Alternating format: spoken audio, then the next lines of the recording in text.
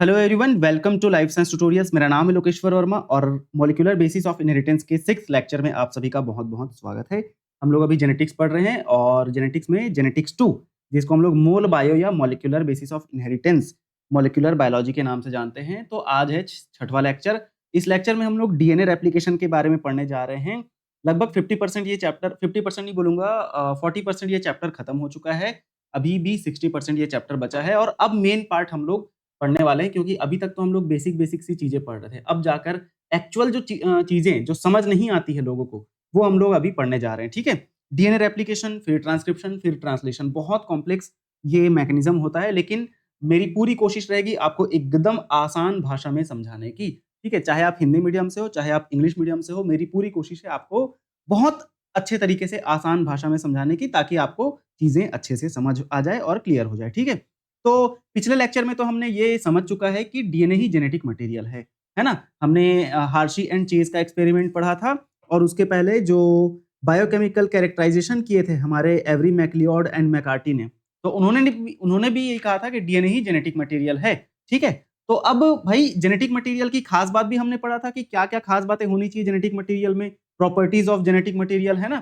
कि भाई हर एक जेनेटिक मटेरियल में, चाहे किसी ऑर्गेनिज्म का जेनेटिक मटेरियल हो, उसके पास क्या कैपेबिलिटी होनी चाहिए, सेल्फ रेप्लिकेशन की कैपेबिलिटी होनी चाहिए। मतलब खुद से ही वो अपने खुद की कॉपी बना सके, खुद का ही डुप्लीकेशन कर सके, ये कैपेबिलिटी हमारे जेनेटिक मटेरियल में होनी चाहिए। ठीक है, फिर हमने आरएनए वर्ल्ड की बात किए थे, आरएनए के बारे में पढ़ा था, आरएनए क्या होता है ना?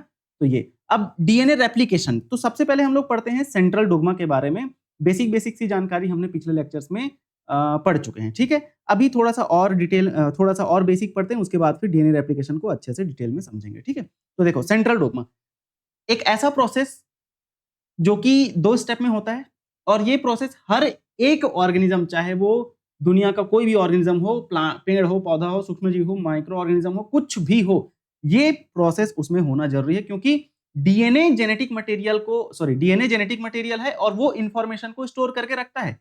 जैसा कि हमने पढ़ा था, आरएनए क्या करता है, ट्रांसमिशन मीडियम है, लेकिन प्रोटीन क्या करता है, डीएनए के पास जो भी इंफॉर्मेशन स्टोर है उसको एक्सप्रेस करने का काम प्रोटीन करता है। ठीक है, तो भाई एक्सप्रेशन कराने के लिए प्रोटीन बनाना जरूरी है। ठीक है, तो यही जो प्रोसेस है ना, ये सेंट्रल डोग्मा कहलाता है कि भैया सबसे पहले क्या होता है, यहाँ पर सबसे पहले डीएनए जो है, सबसे पहले डीएनए जो है किसमें कन्वर्ट होता है, आरएनए में। ठीक है, अच्छा डीएनए से डीएनए भी बनता है। ठीक है, तो डीएनए से डीएनए बना, डीएनए से आरएनए बना और आरएनए से फिर जाकर क्या बनता है, आरएनए से फिर जाकर बनता है हमारा प्रोटीन। ठीक है, तो ये प्रोसेस सेंट्रल डोग्मा कहलाता है। अब ये जो डीएनए से डीएनए बनने की जो प्रोसेस है, इसको कहते हैं रेप्लिकेशन। और डीएनए से आरएनए बनने का जो प्रोसेस है, इसको बोलते हैं क्या, इसको बोलते हैं ट्रांसक्रिप्शन। ठीक है, ट्रांसक्रिप्शन। लेकिन आरएनए से प्रोटीन बनने की प्रक्रिया है, इसको बोलते हैं क्या, ट्रांसलेशन। ठीक है, क्या बोलते हैं, ट्रांसलेशन बोलते हैं। अच्छा, अब इसमें से कौन कौन सा प्रोसेस रिवर्सिबल है, तो यहां पर डीएनए से डीएनए तो बन सकता है, डीएनए से आरएनए बन रहा है, ट्रांसक्रिप्शन। लेकिन आरएनए से डीएनए बनने की जो प्रक्रिया है, इसको रिवर्स ट्रांसक्रिप्शन बोलते हैं। ठीक है, आरएनए से डीएनए बनने की जो प्रक्रिया है, इसको रिवर्स ट्रांसक्रिप्शन बोलते हैं।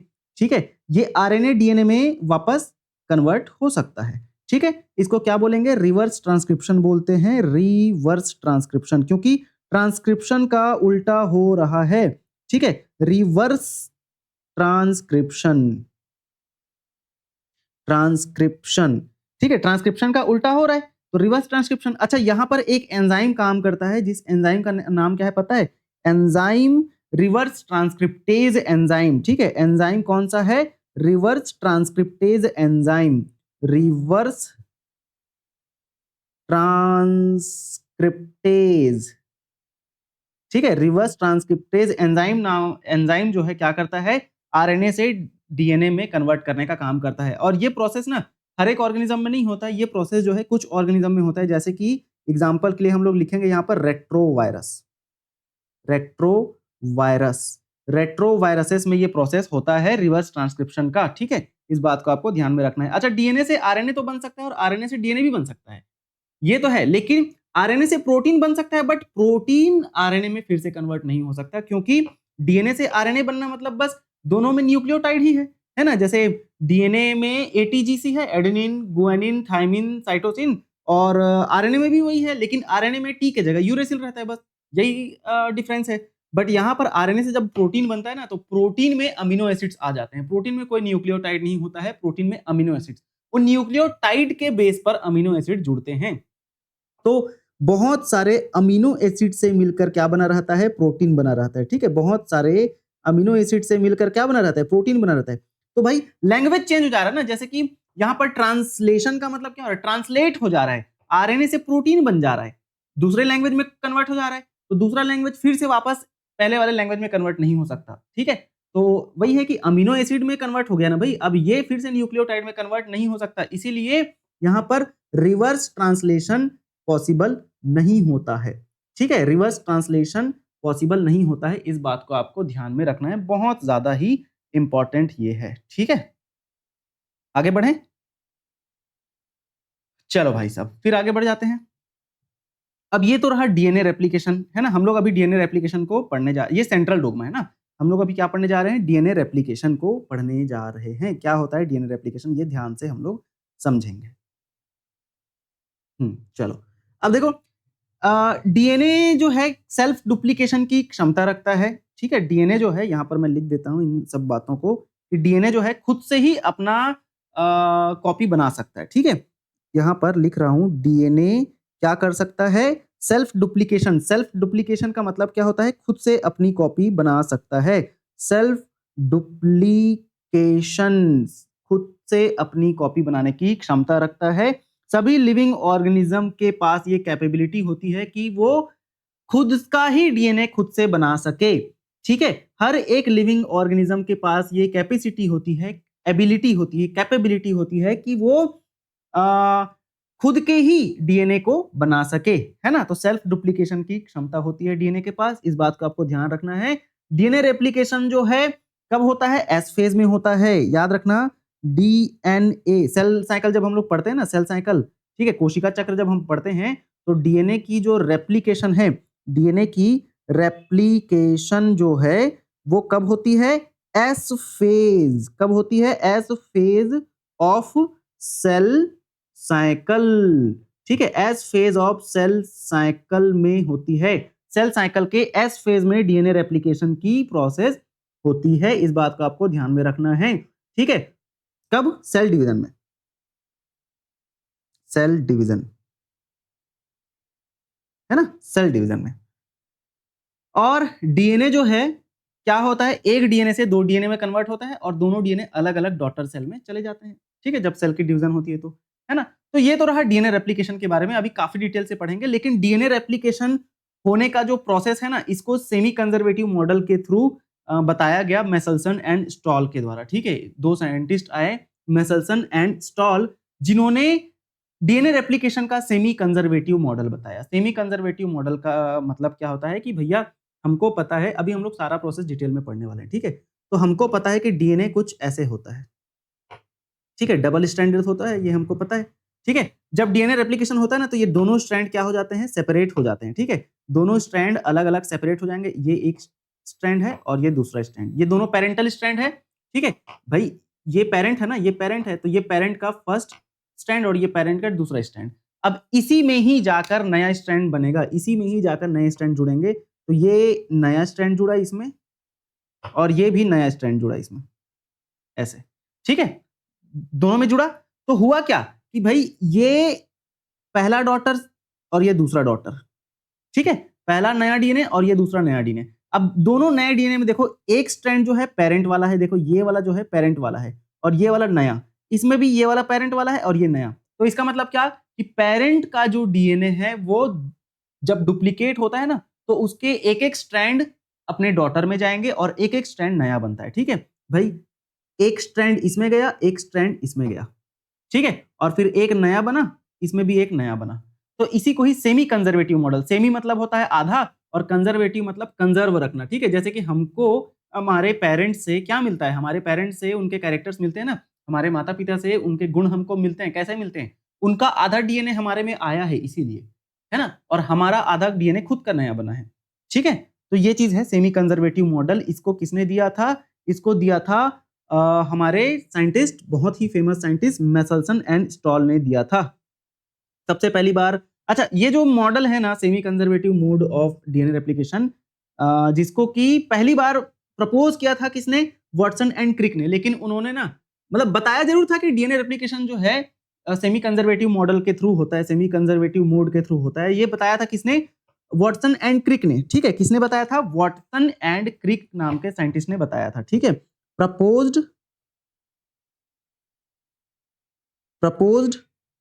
Bye Watson and Crick. Watson and Crick के द्वारा बताया जरूर गया था, लेकिन ये जो साइंटिस्ट है ना, वाटसन एंड क्रिक, इन्होंने ना साइंटिफिकली मतलब एक्सपेरिमेंटली नहीं बताया कि हाँ बिल्कुल ऐसा होता है। बस इन्होंने ओरली या थियोरेटिकली बता दिया था कि सेमी कंजर्वेटिव मोड हो सकता है करके। ठीक है, लेकिन बाद में इसको एक्सपेरिमेंटली प्रूव किया किसके द्वारा, मेसल्सन एंड स्टॉहल के द्वारा 1958 में प्रूफ किया गया। ठीक है, और 1953 के आसपास शायद वाटसन एंड क्रिक ने डीएनए का डबल हेलिक्स मॉडल दिया था, है ना। तो ये चीज है, एक्सपेरिमेंटली बाद में इसको प्रूफ किया गया। ठीक है, बाद में मेसल्सन, ठीक है, बाद में मेसल्सन एंड स्टॉल, बाद में मेसल्सन एंड स्टॉल 1958 में के द्वारा एक्सपेरिमेंटली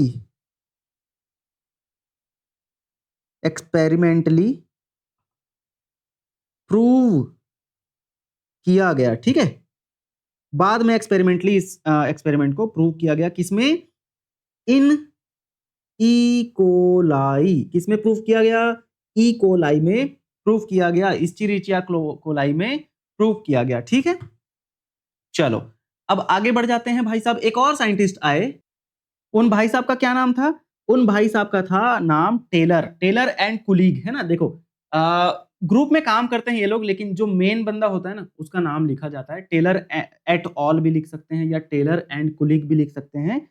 ठीक है, जैसे यहाँ पर मेसल्सन एंड स्टॉल दो लोग ही काम किए थे तो दोनों का नाम आया, लेकिन टेलर एंड कुलीग या टेलर एट ऑल, तो एट ऑल का मतलब क्या होता है कि उनके साथ और भी लोग थे, लेकिन उनका नाम शॉर्टकट में एट ऑल लिख दिया गया। ये जो रिसर्च करते हैं उन लोग के लिए बड़ी दिक्कत वाली बात होती है। जिनका नाम फर्स्ट ऑथर में रहता है उनको ही ज़्यादा वो मिलता है ना। बाकी के जो नाम है वो एट ऑल करके लिखा जाता है जब साइंटिफिक उसमें जाओगे तो, रिसर्च पेपर वगैरह पब्लिश करोगे तो, है ना। तो टेलर ने विसिया फाबा नाम के प्लांट में काम किया। ठीक है, टेलर ने, जिसको फाबा बीन के नाम से भी जाना जाता है ना। तो भाई पहले तो मेसल्सन एंड स्टॉल ने 1958 के दौरान एक्सपेरिमेंट किया किसमें, इकोलाई में। कौन सा एक्सपेरिमेंट, सेमी कंजर्वेटिव मॉडल को बताने के लिए। ठीक है, फिर आगे कुछ दिन बाद फिर एक साइंटिस्ट आए, टेलर एंड कुलीग या एट ऑल, इसका मतलब वही है कि उनके साथी, है ना, दोस्त, या टेलर बस लिख देता हूं, चलो टेलर एंड कुलीग। ठीक है, टेलर एंड कुलीग ने किसमें काम किया, इन विसिया फाबा। ठीक है, विसिया फाबा नाम के प्लांट में, जिसको हम लोग फाबा बीन भी बोलते हैं। तो विसिया फाबा या फाबा बीन के प्लांट में 1958 में भी इन्होंने काम, मतलब इन्होंने 1958 में ही काम किया था। क्या प्रूफ करने के लिए, सेमी कंजर्वेटिव मॉडल को प्रूफ करने के लिए। देखो जो मेसल्सन एंड स्टॉल है उन्होंने इकोलाई में एक्सपेरिमेंट किया, और जो टेलर एंड कुलीग है इन्होंने विसिया फाबा बीन पे एक्सपेरिमेंट किया सेमी कंजर्वेटिव मॉडल को प्रूफ करने के लिए। ठीक है, नाउ अच्छा, मेसल्सन एंड स्टॉल ने क्या यूज किया था पता है, नाइट्रोजन का हेवी आइसोटोप यूज किया था। लेकिन ये जो टेलर है उन्होंने रेडियो ट्रेसर या radio isotope, radio active technique का यूज किया था, जिसमें रेडियो आइसोटोप थाइमिडीन का इन्होंने यूज किया था। ठीक है, यहां पर लिख देता हूं, इन्होंने रेडियो एक्टिव थाइमिडीन, इन्होंने रेडियो एक्टिव थाइमिडीन का यूज किया। किन्होंने? टेलर ने। लेकिन बट मेसल्सन एंड स्टॉल ने क्या किया पता है? मेसल्सन एंड स्टॉल ने यूज किया, क्या यूज किया पता है? Heavy nitrogen, heavy nitrogen N15 का यूज किया इन्होंने। N15 देखो, नाइट्रोजन का जो मॉलिक्यूलर वेट है वो कितना होता है? नाइट्रोजन का परमाणु क्रमांक कितना है? 7 है, ठीक है, एटॉमिक नंबर 7 है, और उसका मॉलिक्यूलर वेट 14 होता है, 14, ठीक है। लेकिन N15 यूज किया इन्होंने, मतलब क्या कि जो नॉर्मल नाइट्रोजन है उससे थोड़ा सा ज्यादा हैवी नाइट्रोजन का यूज किया, थोड़ा सा ज्यादा मॉलिक्यूलर वेट वाले नाइट्रोजन का यूज किया। ये आइसोटोप नहीं है, ठीक है, ये हैवी नाइट्रोजन जरूर है लेकिन ये नाइट्रोजन आइसोटोप नहीं है। N16 का यूज करते तब वो नाइट्रोजन का आइसोटोप टोप रहा था, लेकिन ये नाइट्रोजन का रेडियो आइसोटोप नहीं है, ये सिर्फ नाइट्रोजन, हैवी नाइट्रोजन ही है ये, ठीक है। तो हमारे जो टेलर साहब थे उन्होंने रेडियो एक्टिव थाइमिडीन का यूज किया था सेमी कंजर्वेटिव मॉडल को बताने के लिए, लेकिन हमारे जो मेसल्सन एंड स्टॉल नाम के साइंटिस्ट है इन्होंने रेडियो एक्टिविटी का यूज ना करके सिर्फ हैवी नाइट्रोजन का यूज किया था, ठीक है। इस बात को आपको ध्यान में रखना पड़ेगा, है ना। चलो अब यहां पर हम लोग मेसल्सन एंड स्टॉल के एक्सपेरिमेंट को हम लोग स्टेप बाय स्टेप देखने वाले हैं, ठीक है। डायग्राम ये रहा डायग्राम, ठीक है। लिख देते हैं मेसल्सन एंड स्टॉल एक्सपेरिमेंट, ठीक है। मेसल्सन एंड स्टॉल के एक्सपेरिमेंट को हम लोग यहां पर डिटेल में समझने जा रहे हैं, है ना। चलो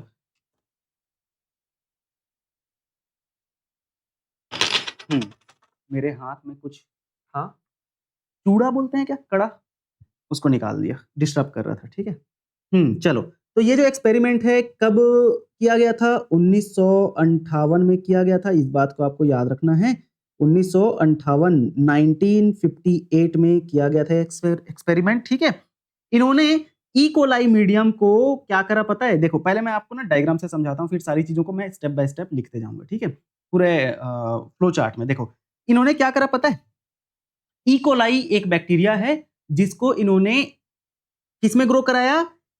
NH4Cl, है ना, अमोनियम क्लोराइड में ग्रो कराया, जिसका जो नाइट्रोजन था वो हैवी नाइट्रोजन था, ठीक है। क्योंकि होता क्या है, यहां पर मैं आपको रफ डायग्राम से बता रहा हूं, जैसे कि इन्होंने एक कल्चर लिया, मतलब एक मीडियम लिया, जिसमें कि इन्होंने क्या डाला पता है? इन्होंने डाला N15 वाला मीडियम। तो ये N15 वाले मीडियम के लिए इन्होंने क्या किया पता है? NH4Cl अमोनियम क्लोराइड सॉल्यूशन डाला, जिसका नाइट्रोजन हैवी नाइट्रोजन था, ठीक है।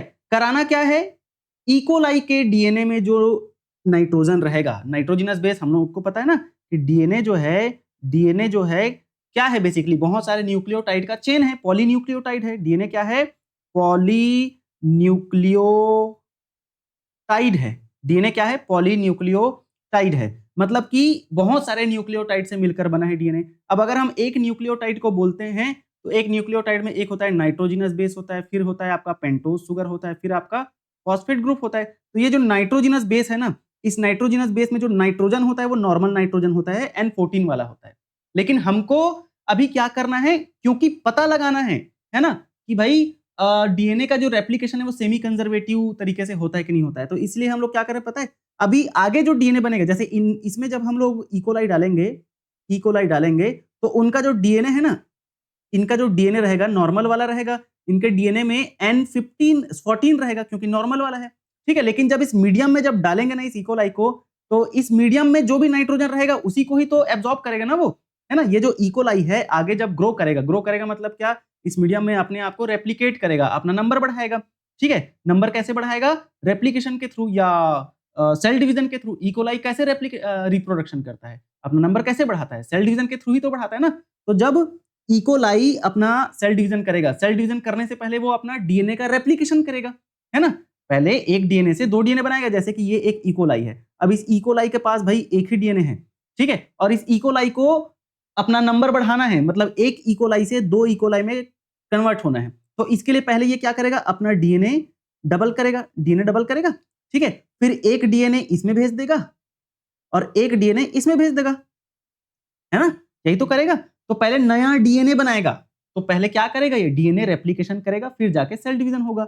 और सेल साइकिल में हम लोग पढ़ते हैं G1 S G2 फिर M फेज, तो S फेज में ही तो डीएनए रेप्लिकेशन होता है। तो यहां पर जब ये इकोलाई, इसके पास पहले डीएनए जो था वो नॉर्मल नाइट्रोजन वाला है, जब ये रेप्लिकेशन करेगा तो उसको नए डीएनए की जरूरत होगी, है ना, मतलब रेप्लिकेशन के थ्रू ही ये नया डीएनए बनाएगा। तो नए डीएनए में नाइट्रोजन की जरूरत होगी, नया डीएनए बनाना है तो भाई, है ना, जैसे हमको कुछ भी चीज बनाना है तो उसका रॉ मटेरियल तो चाहिए ना, तो इसको नया डीएनए बनाने के लिए इसको नाइट्रोजन की जरूरत पड़ेगी। और नाइट्रोजन ये कहां से लेगा, मीडियम से लेगा। और मीडियम में कौन सा नाइट्रोजन है, N15 वाला नाइट्रोजन है। मीडियम में कौन सा नाइट्रोजन है, N15 वाला नाइट्रोजन है। तो ये इसके पास तो जो पेरेंट है उसके पास तो N14 है, लेकिन इसके आगे जनरेशन में N14 वाला नाइट्रोजन, सॉरी N15 वाला नाइट्रोजन जाएगा, ठीक है। तो भाई यहां पर जो भी इकोलाई बना है ना, यहां पर जितने भी इकोलाई अब रहेंगे, जैसे हमने पेरेंट इकोलाई डाल दिया, एरो एक दो डाल दिया, लेकिन अब यहां पर इस पेरेंट इकोलाई से जितने भी नए इकोलाई बनेंगे ना, इन सब के पास नया जो डीएनए जाएगा उसमें सिर्फ N15 वाला डीएनए रहेगा, N15 वाला डीएनए रहेगा, N15 मतलब हैवी नाइट्रोजन वाला डीएनए ही रहेगा, ठीक है। तो यहां पर हमने क्या कर दिया, मतलब हमारे जो मेसेल्सन स्टॉल नाम के साइंटिस्ट हैं, है ना भाई साहब लोग, तो उन्होंने क्या करा, पहले इकोलाई को N15 वाले मीडियम में ग्रो करा दिया, ठीक है। N15 वाले मीडियम में ग्रो कराने से जो डीएनए बना, जो नया इकोलाई बना, उनके पास अब सिर्फ N15 ही रहेगा उनके डीएनए में, ठीक है। तो यहां पर देखो, यहां पर आप देख सकते हैं ये एन ग्रो कराने के बाद, ठीक है, ग्रो कराने के बाद जो डीएनए हमें मिला है, इकोलाई का जो डीएनए मिला है वो कैसा वाला है, N15 वाला है, ठीक है। इनके पास N14 नहीं है अब, क्योंकि मीडियम N15 था तो उनके डीएनए में भी N15 ही जाएगा। तो ये ग्रो कराने के बाद, मतलब कौन से मीडियम में, N15 वाले मीडियम में ग्रो कराया, तो इनका डीएनए N15 वाला है। अब इनके डीएनए को जब हम बाहर निकाल के सेंट्रीफ्यूज करते हैं ना, ये डायग्राम उल्टा बना हुआ है, ये डायग्राम कुछ ऐसे होना चाहिए था, ऐसे, ठीक है। और इसमें फिर हमको ऐसे देखना था सेंट्रीफ्यूज करके। तो जब सेंट्रीफ्यूज करेंगे ना, तो क्योंकि इनका डीएनए भारी है, नाइट्रोजन भारी है ना भाई इनके डीएनए में, है ना, नाइट्रोजन हैवी नाइट्रोजन लिए थे N15, तो जब सेंट्रीफ्यूज करेंगे तो इनका डीएनए ऐसे नीचे तरफ क्या होगा, ऐसे इकट्ठा हो जाएगा नीचे तरफ। ये ऐसे है, जरूर ऐसे है, लेकिन एनसीईआरटी में डायग्राम गलत दिया गया है, ऐसे उल्टा दे दिया गया है, इसको ऐसे होना था ये, और ऐसे नीचे तरफ ये इकट्ठा होता है N15, ठीक है, ये रहा।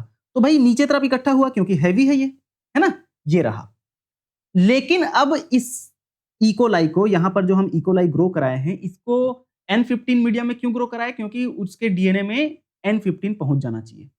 अब इसको जब नॉर्मल मीडियम में ग्रो कराएंगे तो नॉर्मल मीडियम में तो N14 ही रहेगा, है ना, नॉर्मल मीडियम में हम ग्रो कराएंगे तो N14 रहेगा। ये लो नॉर्मल मीडियम N14, है ना। अब N14 में जब ग्रो कराएंगे ना, तो 20 मिनट बाद क्या होगा पता है, क्योंकि देखो याद रखना, बैक्टीरिया का जो जनरेशन टाइम है वो 20 मिनट होता है।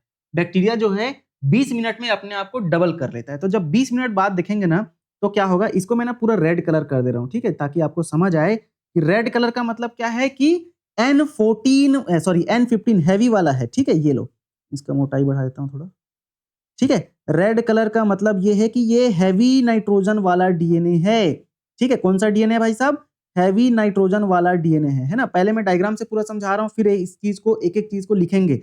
आज का कॉन्सेप्ट थोड़ा सा हैवी रहेगा ना, इसीलिए आपको थोड़ा ध्यान से, आराम से, तसल्ली से सुनना है। ये लेक्चर थोड़ा ज्यादा लंबा हो सकता है, 1.5 घंटे तक जा सकता है, ठीक है, देखेंगे वैसे तो ये N15 वाला हो गया, पूरा N15 वाला डीएनए है ये। क्यों N15 हुआ, क्योंकि भाई साहब हमने N15 में इसको ग्रो कराया था, है ना।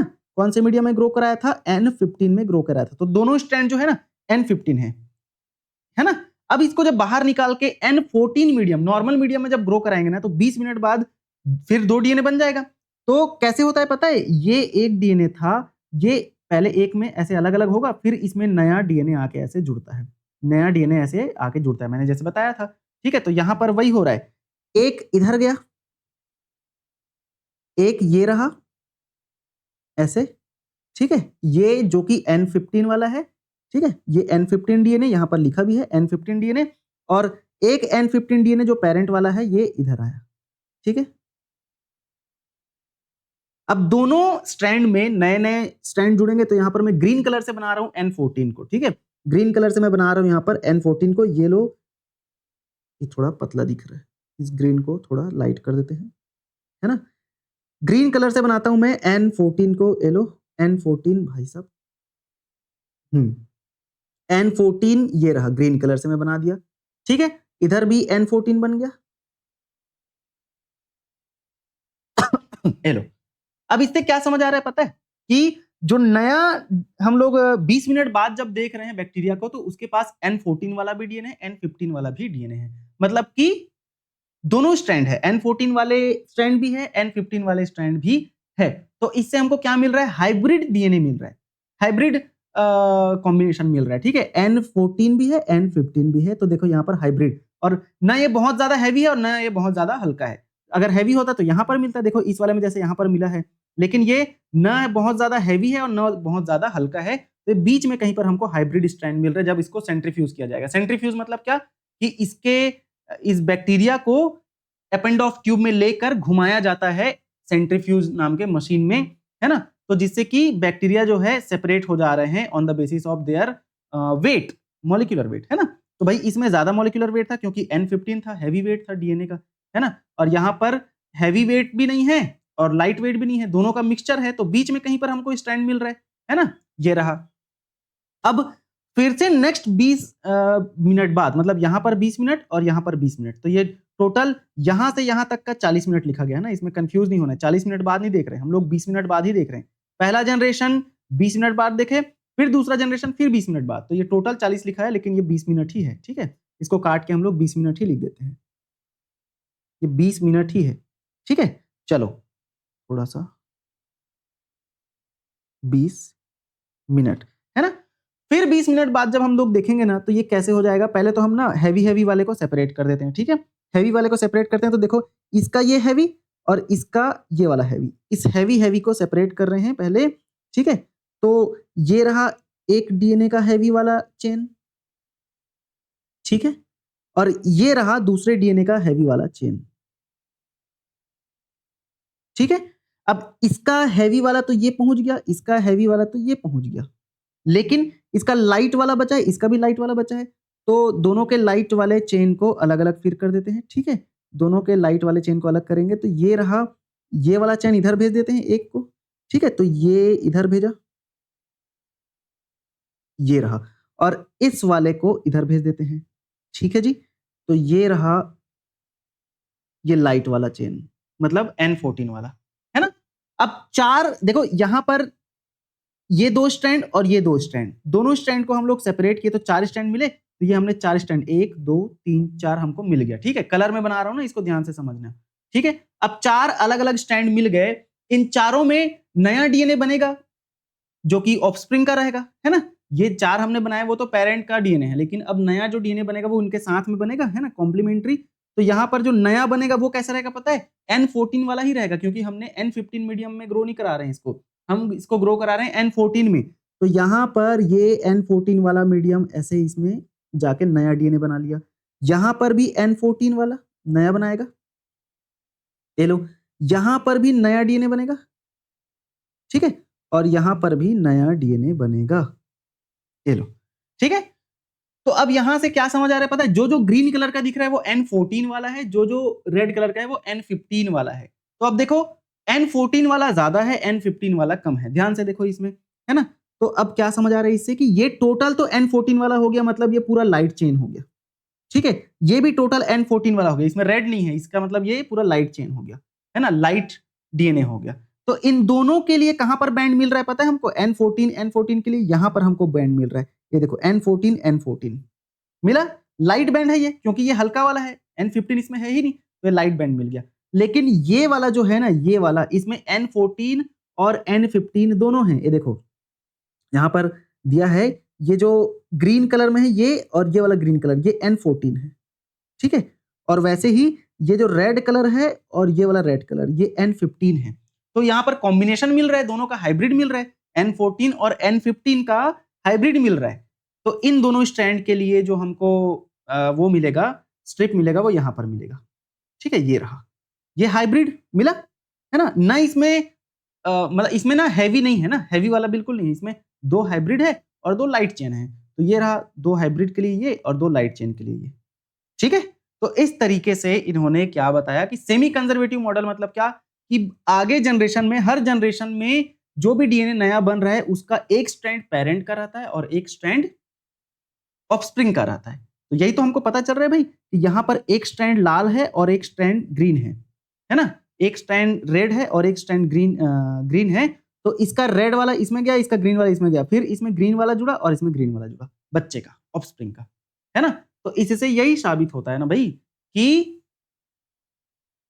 हर एक रेप्लिकेशन में जो डीएनए का एक स्ट्रैंड होता है वो पेरेंट का होता है और दूसरा स्ट्रैंड जो है नया होता है। यही सेमी कंजर्वेटिव मॉडल है जो कि मेसेल्सन एंड स्टॉल के द्वारा बताया गया। मैं उम्मीद करूंगा आप सभी को ये समझ आ गया होगा अच्छे से। अब इसको ना हम लोग और समझ लेंगे, कोई दिक्कत वाली बात नहीं है, लेकिन अब सारी चीजों को हम लोग थोड़ा सा लिखते हुए चलते हैं, ठीक है। इसको मैं रफ कर देता हूं। चलो, अब स्टार्टिंग से इसको हम लोग क्या करते हैं, लिखते हुए चलते हैं। इसको थोड़ा सा डार्क कर देते हैं, क्योंकि डार्क करेंगे तो चीजें अच्छे से दिखती है। चलो, ये रहा।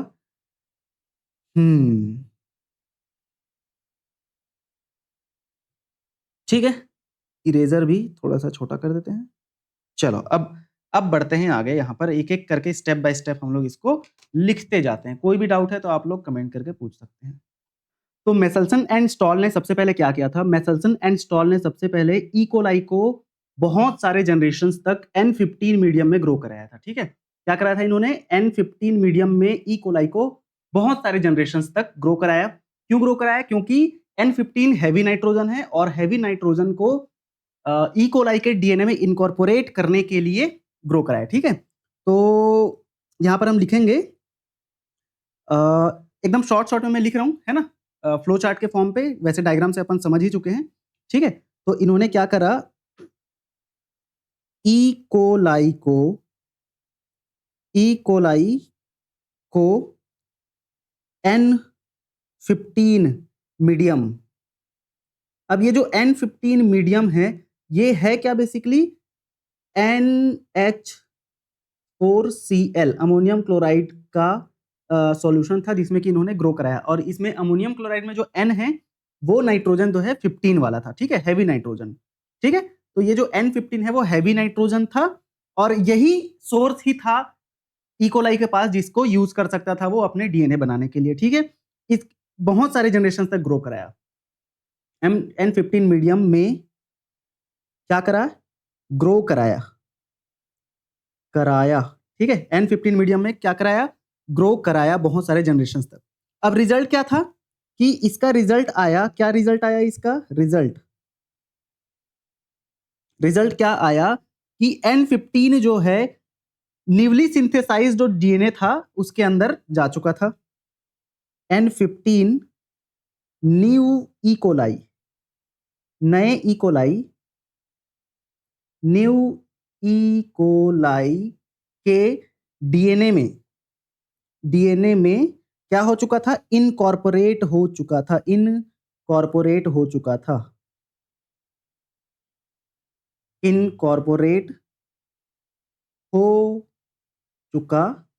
था, ठीक है। क्या हो चुका था, डीएनए में नए जो डीएनए थे, नए ई कोलाई के डीएनए थे, उसमें N15 इनकॉर्पोरेट हो चुका था क्योंकि N15 ही ओनली मीडियम था इस ई कोलाई के लिए, है ना, ताकि वो ग्रो कर पाए, ठीक है। नाउ ये जो हैवी डीएनए मॉलिक्यूल है उसको हम अलग कर सकते हैं नॉर्मल डीएनए मॉलिक्यूल से by the process of centrifugation. और सेंट्रीफ्यूगेशन में जो सॉल्यूशन यूज किया जा रहा है वो कौन सा सॉल्यूशन था, सीजियम क्लोराइड, ठीक है, CaCl था। तो यहां पर लिखेंगे N15 को N14 से क्या किया जा सकता था, अलग किया जा सकता था, अलग किया जा सकता था किसके द्वारा, बाय सेंट्रीफ्यूगेशन। सेंट्रीफ्यूगेशन एक प्रोसेस है जिसमें कि बेसिकली डेंसिटी ग्रेडियंट के आधार पर, जैसे N14 थोड़ा हल्का है, N15 थोड़ा ज्यादा भारी है ना, मतलब N14 से ज्यादा भारी तो N15 है ना, ठीक है। तो N15 को N14 से अलग करने के लिए सेंट्रीफ्यूगेशन नाम का एक प्रोसेस होता है जिसमें कि जो भारी वाला पार्टिकल रहता है वो नीचे बैठ जाता है, ठीक है, बाय सेंट्रीफ्यूगेशन। तो इसमें क्या लिखेंगे, N14 जो है, सॉरी N15 क्या है, हैवी है। N15 क्या है, हैवी। और जो N14 है ये क्या है, लाइट, लाइट वेट का है, ठीक है। तो यहां पर अगर मैं टेस्ट ट्यूब बनाता हूं, या टेस्ट ट्यूब नहीं, एपेंडॉफ ट्यूब, ठीक है, सेंट्रीफ्यूगेशन में एपेंडॉफ ट्यूब को यूज करते हैं। तो नीचे जब देखा जाएगा ऐसे, नीचे यहां पर जब नीचे देखा जाएगा तो इस साइड ना N15 रहेगा, ठीक है, नीचे N15 रहेगा, ठीक है, कौन रहेगा नीचे, N15, ठीक। और ऊपर क्या रहेगा, ऊपर रहेगा N14, क्योंकि ऊपर क्या है, हल्का वाला एरिया है, ठीक है। N14 जो है हल्का है इसलिए वो ऊपर रहेगा, और N15 भारी है तो वो नीचे रहेगा। लेकिन बीच में अगर स्ट्रिप आ रहा है, बीच में अगर बैंड आ रहा है, तो वो क्या क्या हो रहेगा, वो हाइब्रिड रहेगा N15 और N14 का, ठीक है। ये बात, इसको आप ध्यान में रखेंगे। अब अगला प्रोसेस यहां पर इसके नीचे क्या लिखेंगे हम लोग, इसके नीचे आ जाता है नेक्स्ट प्रोसेस, ठीक है। एक बात आप हमेशा याद रखना कि N14 जो है रेडियो एक्टिव आइसोटोप नहीं है, वो सिर्फ एक हैवी नाइट्रोजन है जिसको हम लोग N14 से अलग कर सकते हैं on the basis of density gradient, है ना, मतलब डेंसिटी के आधार पर ही उसको हम अलग कर सकते हैं, और कोई तरीका नहीं है N14 को N15 से अलग करने का, क्योंकि N15 रेडियो एक्टिव नहीं है, ठीक है। N15 जो है रेडियो एक्टिव नहीं है, अगर रेडियो एक्टिव रहता तो फिर अलग तरीका होता उसको अलग करने का, है ना, लेकिन रेडियो एक्टिव नहीं है, इसीलिए N15 को N14 से सिर्फ और सिर्फ सेंट्रीफ्यूगेशन प्रोसेस के थ्रू डेंसिटी के आधार पर ही अलग किया जा सकता है, ठीक है। नाउ इन्होंने क्या किया, अब ये जो मीडियम था, सॉरी, अब ये जो सेल्स थे जिसमें N15 आ चुका है, मतलब उनके डीएनए में N15 आ चुका है, इसको नॉर्मल अमोनियम क्लोराइड में ग्रो कराया। पहले तो पूरे डीएनए को N15 बना लिए, N15 वाले मीडियम में ग्रो करा के, उसके बाद अब उसको नॉर्मल में निकाल दिए, नॉर्मल सॉल्यूशन में ग्रो कराया, ठीक है।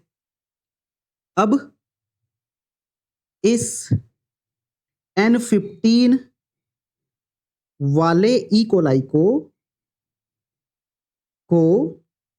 नॉर्मल N14, या डायरेक्ट लिख देते हैं N14 NH4Cl, और ये N कौन सा है, 14 है।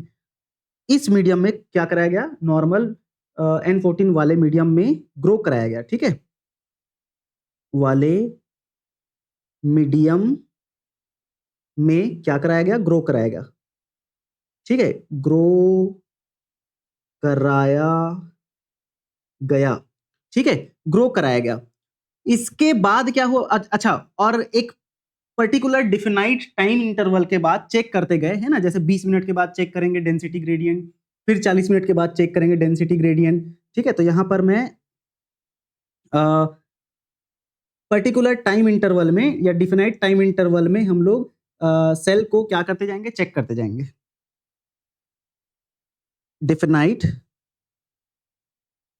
डिफिनाइट टाइम इंटरवल में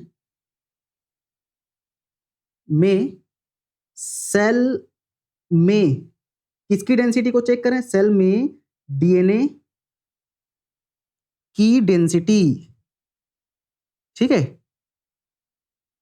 डेंसिटी, या मतलब बेसिकली नाइट्रोजन हैवी है कि लाइट वाला है उसको चेक करें, ठीक है। डेंसिटी को क्या करते जाते हैं, सेंट्रीफ्यूगेशन के थ्रू चेक कर रहे हैं, ठीक है, चेक करते हैं, चेक करते हैं, ठीक है, पर्टिकुलर टाइम इंटरवल में चेक कर रहे हैं। तो पहला जो जनरेशन रहेगा उसमें क्या मिल रहा था हमको, हाइब्रिड मिल रहा था 20 मिनट के बाद में, है ना। पहला जो जनरेशन था उसमें एक डीएनए कैसा था, मतलब डीएनए का एक स्ट्रैंड कैसा था, पेरेंटल वाला था, मतलब N15 वाला था, और दूसरा जो स्ट्रैंड था वो कैसा था, N14 वाला था, ठीक है, मतलब नया बना था क्योंकि N14 मीडियम में ग्रो करा रहे हैं, तो ठीक है। यहां पर हम लोग एक चीज लिख सकते हैं, डेंसिटी सेंट्रीफ्यूगेशन में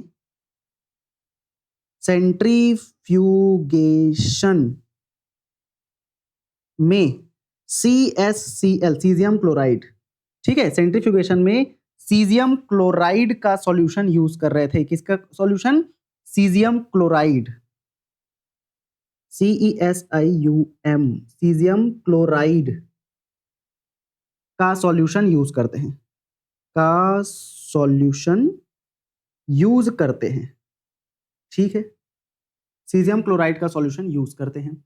अब इसके बाद फिर हमको क्या मिला, पहले जनरेशन में यहां पर लिखते हैं फर्स्ट जनरेशन या आफ्टर 20 मिनट, फर्स्ट जनरेशन या आफ्टर 20 मिनट हमें क्या मिल रहा है यहां पर, डीएनए का एक स्ट्रैंड जो कौन सा था, N15 वाला, मतलब कि पेरेंटल,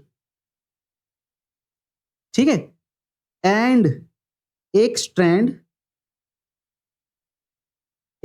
जो था N14 वाला था, मतलब कि ये ऑफस्प्रिंग वाला था, न्यूली सिंथेसाइज्ड, न्यू स्ट्रैंड बना था। तो इससे क्या पता चला कि भाई जब भी डीएनए रेप्लिकेशन होता है तो एक डीएनए से दो डीएनए बनेगा, जिसमें कि दोनों डीएनए के एक एक स्ट्रैंड जो है अपने पेरेंट की तरह रहेंगे। हमने इस चीज को डायग्राम से भी समझा था, ठीक है ना। और डेंसिटी ग्रेडियंट के लिए सीजियम क्लोराइड का यूज कर रहे हैं, नाम याद रखेंगे, सीजियम क्लोराइड सेंट्रीफ्यूगेशन के लिए, ठीक है। किसने यूज किया, ये मेसल्सन एंड स्टॉल ने ये चीज यूज किया था, ठीक है।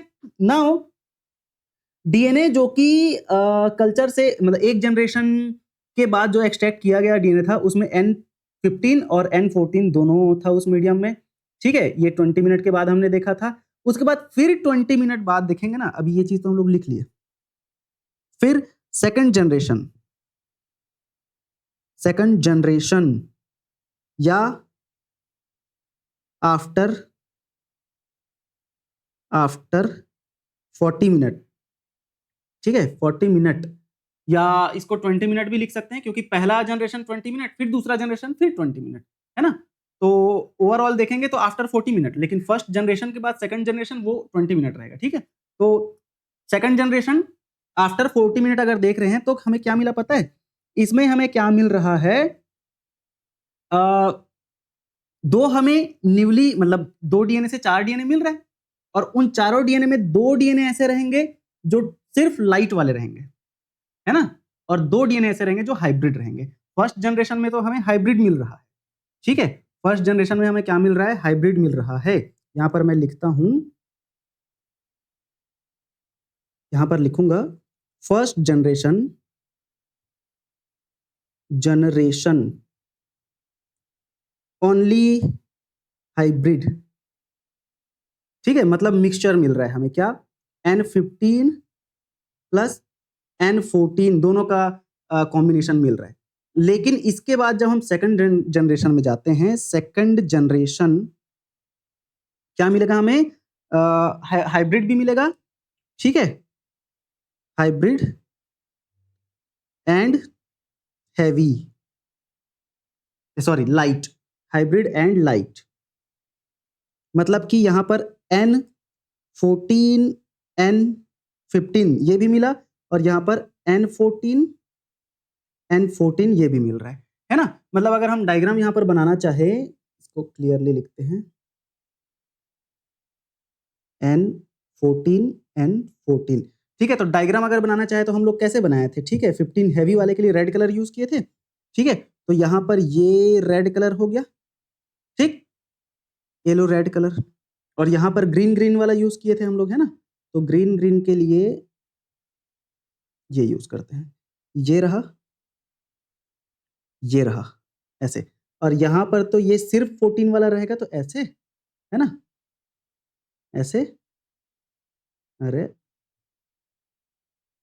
ये लो, और एक और डीएनए मिल रहा है ऐसे, 4, क्योंकि 2 से 4 मिल रहा है ना, ठीक है। इस डायग्राम को मैं फिर से एक बार और बना दूंगा, फिर आपको और अच्छे से समझ आएगा। 2 से 4 मिल रहा है, तो ये हमको मिला था सेकंड जनरेशन में, ठीक है। सेकंड जनरेशन में हमें ये मिला, और इसके बाद फिर से अगर 20 मिनट बाद जाएंगे तो फिर और बहुत सारे डीएनए मिलेंगे, मतलब 4 से 8 डीएनए मिलेगा, जिसमें कि मात्र 2 हाइब्रिड रहेंगे, बाकी पूरे 6 के 6 क्या रहेंगे, लाइट वाले रहेंगे, ठीक है, मतलब पेरेंटल रहेगा, ठीक है, ये रहा।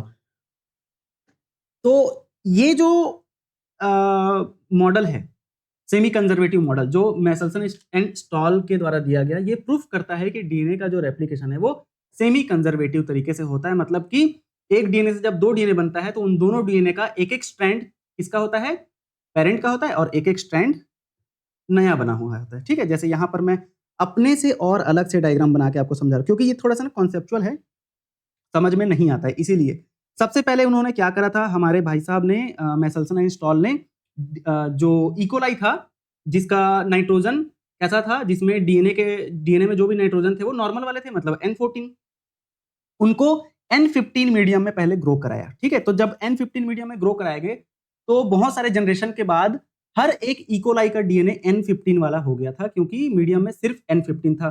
तो मीडियम में जो भी नाइट्रोजन रहेगा उसी को ही तो यूज करेगा ना भाई, है ना। तो बहुत सारे जनरेशन के बाद जब देखा गया तो इकोलाई का सारा डीएनए कैसे हो गया था, N15 वाला हो गया था। तो ठीक है, N15 मतलब हैवी, और हैवी को हम लोग कैसे बना रहे थे, रेड से बना रहे थे। ठीक है, तो मैं यहाँ पर ये लो, ठीक है, ये हो गया हमारा क्या, N15 वाला डीएनए हो गया, है ना।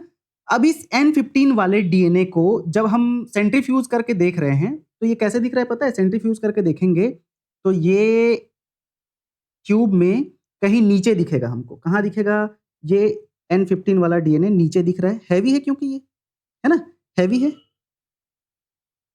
N15 हैवी है ना। हैवी बैंड यहां पर हमको दिख रहा है,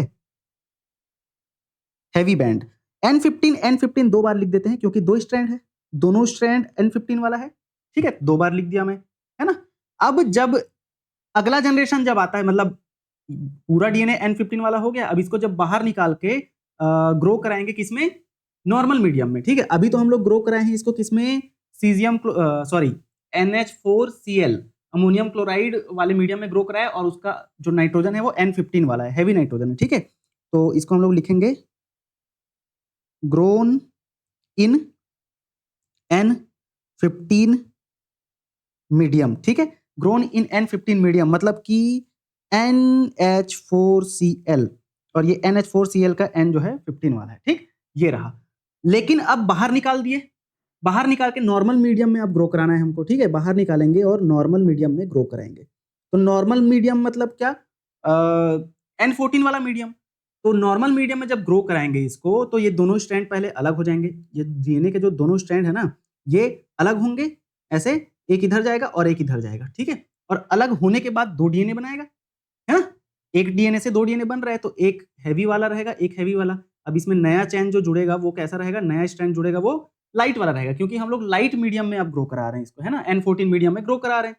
तो अब जाके हमें क्या देखने को मिलेगा, 20 मिनट बाद, कितने मिनट बाद, 20 minutes, after 20 minutes, 20 minute, 20 minute बाद हमें क्या देखने को मिला कि भाई ये जो डीएनए के दोनों स्ट्रैंड हैं वो अलग अलग हुए, ये लो, अलग हुए। ठीक है, अलग कर दिए दोनों स्ट्रैंड को। ठीक, और अब इसमें नया स्ट्रैंड जुड़ जाएगा, न्यूली सिंथेसाइज्ड स्ट्रैंड हमको देखने को मिलेगा यहां पर, क्या, ये रहा N14 वाला स्ट्रैंड। ठीक है, ये रहा N14 वाला स्ट्रैंड हमको देखने को मिल गया। ठीक है जी, तो ये हमें 20 मिनट बाद या फर्स्ट जनरेशन में क्या देखने को मिला पता है, हाइब्रिड वाला कॉम्बिनेशन देखने को मिला। ठीक है, इसको मैं नीचे लिख देता हूं, या इसी में लिखेंगे अगर यहां पर, तो जैसे ये रेड वाला है, रेड वाला ये है N15, ये भी क्या है, N15। यहां पर ये रेड वाला N15 है, और यहां पर ये रेड वाला N15 है। ठीक है भाई, और ग्रीन वाले की बात करें तो ये तो N14 हुआ। ठीक है, N14, और ये है क्या, N14। देखो इसको मैं बार बार इसीलिए बता रहा हूँ, ठीक है, टाइम लग रहा है, बट आपका कॉन्सेप्ट इससे क्लियर हो जाना चाहिए, क्योंकि ये ना सेमी कंजर्वेटिव मॉडल समझ नहीं आता है। ठीक है, भूल जाते हैं अपन, इसलिए मैं टाइम लेके थोड़ा आपको बता रहा हूँ, है ना। तो ये रहा N14। अब ये हमको क्या मिला, हाइब्रिड मिला है। तो हाइब्रिड में कैसे बैंड बनेंगे, यहाँ पर ये ना तो हैवी है और ना तो लाइट है, तो ये है ट्यूब। ठीक है, ये ट्यूब रहा, थोड़ा अच्छे से बनाते हैं, ये लो। अब ये ना तो हैवी है ना तो लाइट है, हाइब्रिड है भाई। तो हाइब्रिड में हमें बैंड जो है यहाँ पर कहीं मिलेगा। ठीक है, हाइब्रिड में हमें बैंड जो है बीच में मिलेगा यहाँ पर कहीं, ये लो, ये N15 के लिए और ये N14 के लिए, ठीक है, बीच में कहीं मिलेगा, ठीक है, हाइब्रिड। तो इसको मैं लिख देता हूं भाई कि हमें यहां पर क्या मिल रहा है, हाइब्रिड। हाइब्रिड इसमें क्या क्या है, N14 भी है, N14 भी है, सॉरी 15 ग्रीन, अच्छा हाँ N14, ठीक है। और रेड के लिए यहाँ पर हम लिख देते हैं N15 रेड वाला था, ठीक है। देखो कलर का यूज करते हुए आपको मैं बता रहा हूँ, ठीक है, समझ तो आ ही रहा होगा, ठीक। ये रहा N15। हाइब्रिड बीच में मिल रहा है ना, क्योंकि ये हैवी नहीं है, ना हैवी है और ना लाइट है। अगर लाइट रहता तो ऊपर तरफ मिलता, क्योंकि वही मैं बोला ना, जो भारी चीजें हैं वो नीचे मिलेंगी और जो हल्की चीजें हैं वो ऊपर मिलेंगी, है ना। तो ये रहा। अब इसको फिर से नेक्स्ट 20 मिनट बाद जब हम देखते हैं, इसको फिर से नेक्स्ट 20 मिनट बाद, 20 मिनट के पश्चात जब देखेंगे तो ये दोनों स्ट्रैंड अलग हो जाएंगे भाई, है ना। ये अलग होगा, ये अलग होगा, ये अलग होगा, ये अलग होगा, तो हमको 4 स्ट्रैंड मिलेंगे, ठीक है। यहां पर हम क्या कर रहे थे पता है, यहां पर हम ग्रो कराए थे इसको, ग्रोन इन N14 मीडियम, ठीक है। ग्रोन इन N14 मीडियम मतलब NH4Cl, और ये नाइट्रोजन जो है 14 वाला था, ठीक है। अब फिर आगे हम लोग नॉर्मल ही मीडियम में ग्रो करा रहे हैं, मतलब N14 में ही ग्रो कराएंगे, तो थर्ड जनरेशन में, मतलब सेकंड जनरेशन में फिर से सेम मीडियम रहेगा। अब हमको क्या क्या मिलेगा, देखो यहां से ग्रीन रेड मतलब N14 N15 N14 N15, ठीक है। तो इसको अलग कर देते हैं भाई, ठीक है। एक हमको क्या मिल रहा है, एक हमको मिल रहा है क्या, रेड वाला, एक और रेड वाला मिल रहा है, ठीक है। थोड़ा नीचे बनाते हैं इसको, ठीक है। एक हमको क्या मिला, रेड वाला मिला, दूसरा फिर N15 वाला मिला। देखो यहां पर 2 N15 है ना, तो N15 वाला 2 अलग अलग हो गया। अब इसके बाद फिर N14 वाला भी तो मिलेगा, तो ये रहा N14 वाला, और यहां पर ये रहा N14 वाला, ठीक है। यहां से अलग हुआ ना भाई, ठीक है। ये N15 अलग, N15 अलग, N14 अलग, N14 अलग, तो ये रहा, ठीक है। अब इसमें एक एक नया स्ट्रैंड जुड़ेगा, और वो नया स्ट्रैंड सिर्फ और सिर्फ N14 वाला रहेगा, क्योंकि मीडियम N14 वाला है, ठीक है। तो यहां पर ये N14 वाला ऐसे जुड़ गया, यहां पर भी N14 वाला डीएनए ऐसे जुड़ा, यहां पर भी N14 वाला, और यहां पर भी N14 वाला मीडियम जुड़ गया, ठीक है। तो अभी हमको 4 स्ट्रैंड मिले हैं, ठीक है, मतलब 4 डीएनए मिला 2 डीएनए से। और इसमें हमको क्या क्या मिल रहा है पता है, कॉम्बिनेशन मिल रहा है। कैसे कॉम्बिनेशन, ये दो जो है, ये दो जो है, ये क्या है, हाइब्रिड है, और ये क्या है, हैवी है, और ये भी क्या है, हैवी है। हाइब्रिड हैवी हैवी, तो 2 हैवी चैन और 2 हाइब्रिड चैन हमको मिल रहा है। तो अगर हम ऐसे सेंट्रीफ्यूज करेंगे इसको, तो हमें क्या मिलेगा, 2 हाइब्रिड मिलेंगे और 2 हैवी चैन मिलेंगे, ठीक है। सॉरी लाइट यार, हैवी क्यों बोल रहा हूँ, light light, sorry sorry, my mistake, ठीक है, सॉरी सॉरी, क्योंकि N14 है ना, ठीक है। तो N14 में तो हमको लाइट ही मिल रहा है भाई, यहां पर मैं लिख भी देता हूं इसको, ठीक। ये N14 है टोटल, ये भी N14 है टोटल, ठीक है, N14, और यहां पर ये है N14, ये है N14, ठीक। यहां पर ये टोटल N14 है, ये भी 14 N14 लाइट वाला पूरा, ठीक है। तो दोनों स्ट्रैंड N14 मतलब ये कंप्लीट लाइट, लेकिन दोनों स्ट्रैंड में से एक मतलब दोनों, एक डीएनए के 2 स्ट्रैंड में एक N14 और एक N15 है, मतलब कि क्या, वो हाइब्रिड रहेगा, ठीक है। जैसे यहां पर एक N14 तो हो गया, ये N15 हो गया भाई, तो ये डीएनए कैसा रहेगा, हाइब्रिड है। सेम यहां पर N14 और ये N15 हो गया, तो ये भी कैसा है, हाइब्रिड है, ठीक है। तो ये रहा हमारा मेसल्सन एंड स्टॉल का सेमी कंजर्वेटिव मॉडल, ठीक। अब यहां पर कैसे कैसे बैंड मिलेंगे, तो हमें एक मिल रहा है क्या, ये रहा हाइब्रिड के लिए, ठीक है, ये लो, ये रहा, ठीक है, हाइब्रिड के लिए यहां पर मिला। और लाइट वाला हमको 2 डीएनए के लिए ऐसे, ठीक है, ये लाइट वाला मिल गया, ठीक है, ये रहा। तो ये लाइट और ये हमारा हाइब्रिड। इससे क्या पता चल रहा है पता है, कि डीएनए जब भी बनेगा, रेप्लिकेट करेगा, तो उसके दोनों स्ट्रैंड, एक पेरेंटल रहेगा और एक न्यूली सिंथेसाइज रहेगा, मतलब कि नया बनेगा, ठीक है। तो इससे हमको यही पता चलता है कि डीएनए का जो रेप्लिकेशन है वो सेमी कंजर्वेटिव मॉडल का है, ठीक है। थोड़ा लंबा खिंचा गया टॉपिक, लेकिन मैं उम्मीद करूंगा अब आपको अच्छे से समझ आ गया होगा डायग्राम के थ्रू, ठीक है। चलो आगे बढ़ जाते हैं, है ना? ये तो हम लोग अच्छे से देख ही चुके हैं। यहाँ पर हमारा सेमी कंजर्वेटिव मॉडल खत्म होता है। अब हम पढ़ेंगे mechanism of DNA replication. DNA replication का मैकेनिज्म कैसे होता है? ये जो डीएनए रेप्लिकेशन का मैकेनिज्म है वो थोड़ा-सा कॉन्सेप्चुअल है, आपको आराम से, प्यार से समझना पड़ेगा। मेरी पूरी कोशिश रहेगी एकदम आसान भाषा में आपको समझाऊँ, है ना? कोई दिक्कत नहीं होगी, तो बड़े ध्यान से, आराम से समझेंगे, है ना? कॉन्सेप्ट है ना, तो कॉन्सेप्ट को समझना बहुत ज़रूरी है। लिखने में ज़्यादा ध्यान ना देके कॉन्सेप्ट को एकदम प्यार से समझोगे।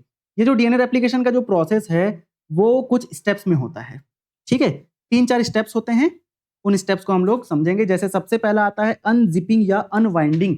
डीएनए जो है कैसा रहता है डीएनए? वाइंडेड रहता है ना, मतलब पूरा ऐसे गोल-गोल, गोल-गोल घुमा रहता है। यहाँ पर जैसे कि देख पा रहे हैं ये सब डीएनए है ना? तो सॉरी, हमारा जो डीएनए है वो कुछ इस तरीके से है ऐसे। तो इसको हमको एक डीएनए से 2 डीएनए बनाना है, मतलब डीएनए रेप्लिकेशन। डीएनए रेप्लिकेशन आपको पता ही है, एक डीएनए से 2 डीएनए बनना डीएनए रेप्लिकेशन कहला रहा है, एकदम आसान भाषा में, है ना? लिख देता हूँ मैं यहाँ पर, एक डीएनए से 2 डीएनए बनना क्या कहलाता है? DNA replication. ठीक है? डीएनए रेप्लिकेशन मतलब क्या? एक डीएनए से 2 डीएनए बनना। ठीक है? अब भाई हमें पता चल गया कि डीएनए रेप्लिकेशन का मतलब क्या है कि एक डीएनए से 2 डीएनए बनना है, तो ये कुछ प्रोसेसेस के थ्रू होता है। और वो प्रोसेस क्या है? ठीक है? स्टेप्स। इसके कौन-कौन से स्टेप्स होते हैं? तो सबसे पहला स्टेप आता है अनज़िपिंग या जिसे अनवाइंडिंग बोलते हैं। जैसे कुछ चीज़ को आपको डुप्लीकेट करना है तो उसको अनवाइंड करना पड़ेगा ना, अगर वो घुमा हुआ है, एकदम ज़्यादा घुमाव है तो, है ना? तो हम लोग वही कर रहे हैं यहाँ पर, पहले क्या कर रहे हैं? अनज़िपिंग कर रहे हैं, अनवाइंडिंग। तो सबसे पहला प्रोसेस मैं यहाँ पर लिख देता हूँ, पहला प्रोसेस अनज़िपिंग। अनज़िपिंग या इसे अनवाइंडिंग भी बोलते हैं। क्या बोलते हैं? अनवाइंडिंग। अनजिपिंग और अनवाइंडिंग भी इसे बोला जाता है। ठीक है? अब इस अनजिपिंग या अनवाइंडिंग का मतलब क्या होता है? तो नाम से ही पता चल रहा है ना, अनवाइंडिंग मतलब कि हम लोग क्या कर रहे हैं? डीएनए के 2 स्ट्रैंड्स को अलग कर रहे हैं। क्या कर रहे हैं यहाँ पर हम लोग? डीएनए के 2 स्ट्रैंड्स को अलग करने का काम यहाँ पर किया जा रहा है। सेपरेशन ऑफ 2 चेन्स या स्ट्रैंड्स ऑफ डीएनए, जिसको हम लोग अनजिपिंग बोलते हैं। क्या कर रहे हैं?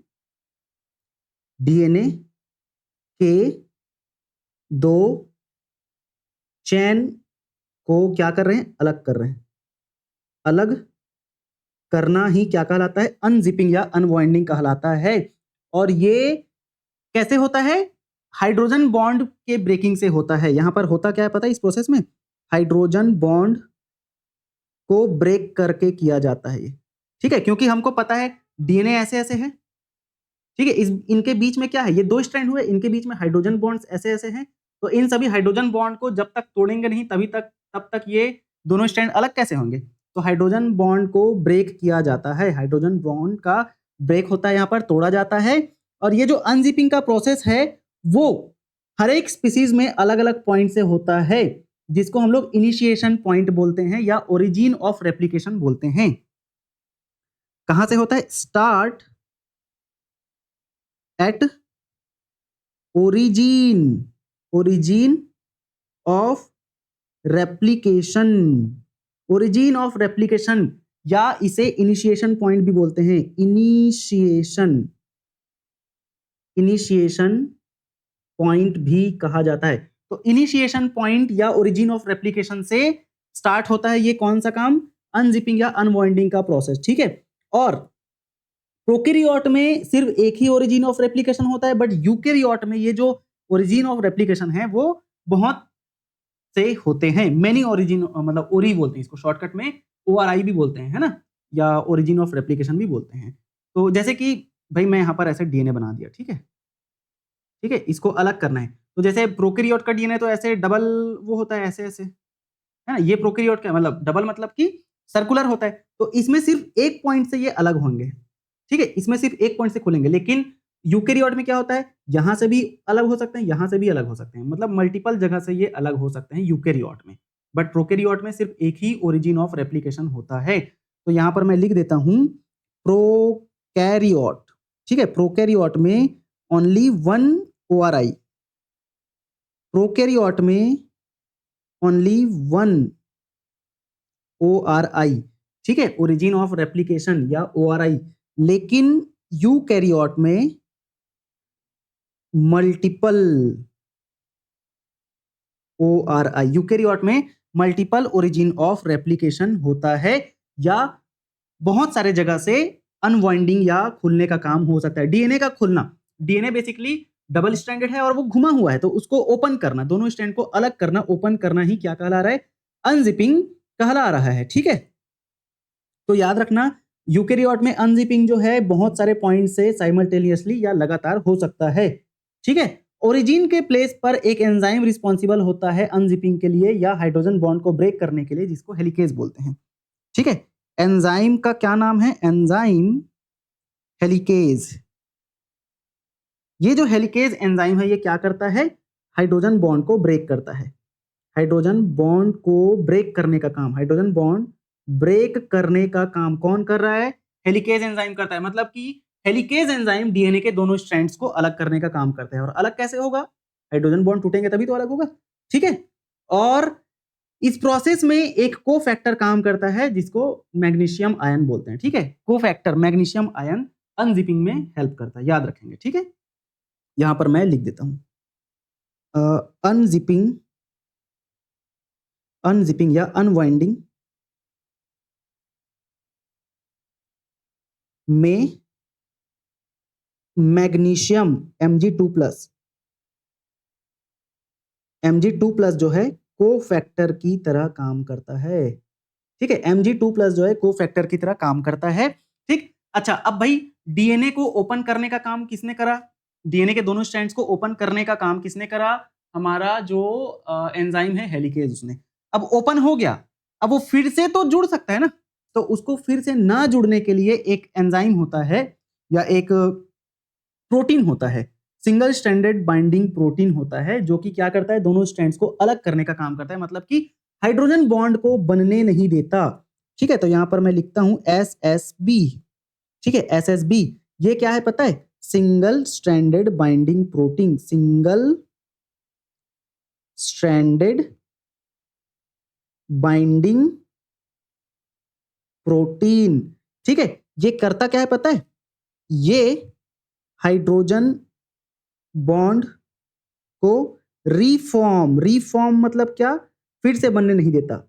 ठीक है, फिर से बनने नहीं देता, फिर से बनने नहीं देता मतलब क्या? कि ये डीएनए के दोनों चैन या स्ट्रैंड्स को, चैन को अलग रखता है, अलग करके रखता है, मतलब फिर से जुड़ने नहीं देता, क्योंकि हेलिकेज ने उन दोनों स्ट्रैंड को अलग करा है। तो अब जैसे ही हेलिकेज ने दोनों स्ट्रैंड को अलग करा, उस अलग अलग स्ट्रैंड में एसएसबी आके जुड़ जाएगा। एसएसबी क्या है? सिंगल स्ट्रैंडेड बाइंडिंग प्रोटीन है, जो कि अलग अलग स्ट्रैंड्स में जाके जुड़ेगा और उन दोनों स्ट्रैंड्स को फिर से जुड़ने नहीं देता है। ठीक है, चैन को अलग करके रखता है। ठीक है, मतलब फिर से जुड़ने नहीं देता, रीजॉइनिंग नहीं होने देता ये। ठीक है, चलो फिर एक और एंजाइम आता है टोपोआइसोमरेज, है ना। ये सब एंजाइम का नाम आप याद रखेंगे ना। यहां पर मैंने बताया हेलिकेज एंजाइम एक। ठीक है, रेड कलर में जो भी है वो एंजाइम का नाम है, याद रखेंगे। ठीक है, हेलिकेज एंजाइम ये करता क्या है? हाइड्रोजन बॉन्ड को ब्रेक करता है, मतलब कि डीएनए के स्ट्रैंड्स को अलग करता है। अनवाइंडिंग में मैग्नीशियम आयन कोफैक्टर की तरह काम करता है, ये भी याद रखेंगे। एसएसबी प्रोटीन दोनों स्ट्रैंड्स को जुड़ने नहीं देता। फिर एक और एंजाइम आता है टोपोआइसोमरेज। ठीक है, फिर दूसरा एंजाइम और आता है क्या? टोपोआइसोमरेज।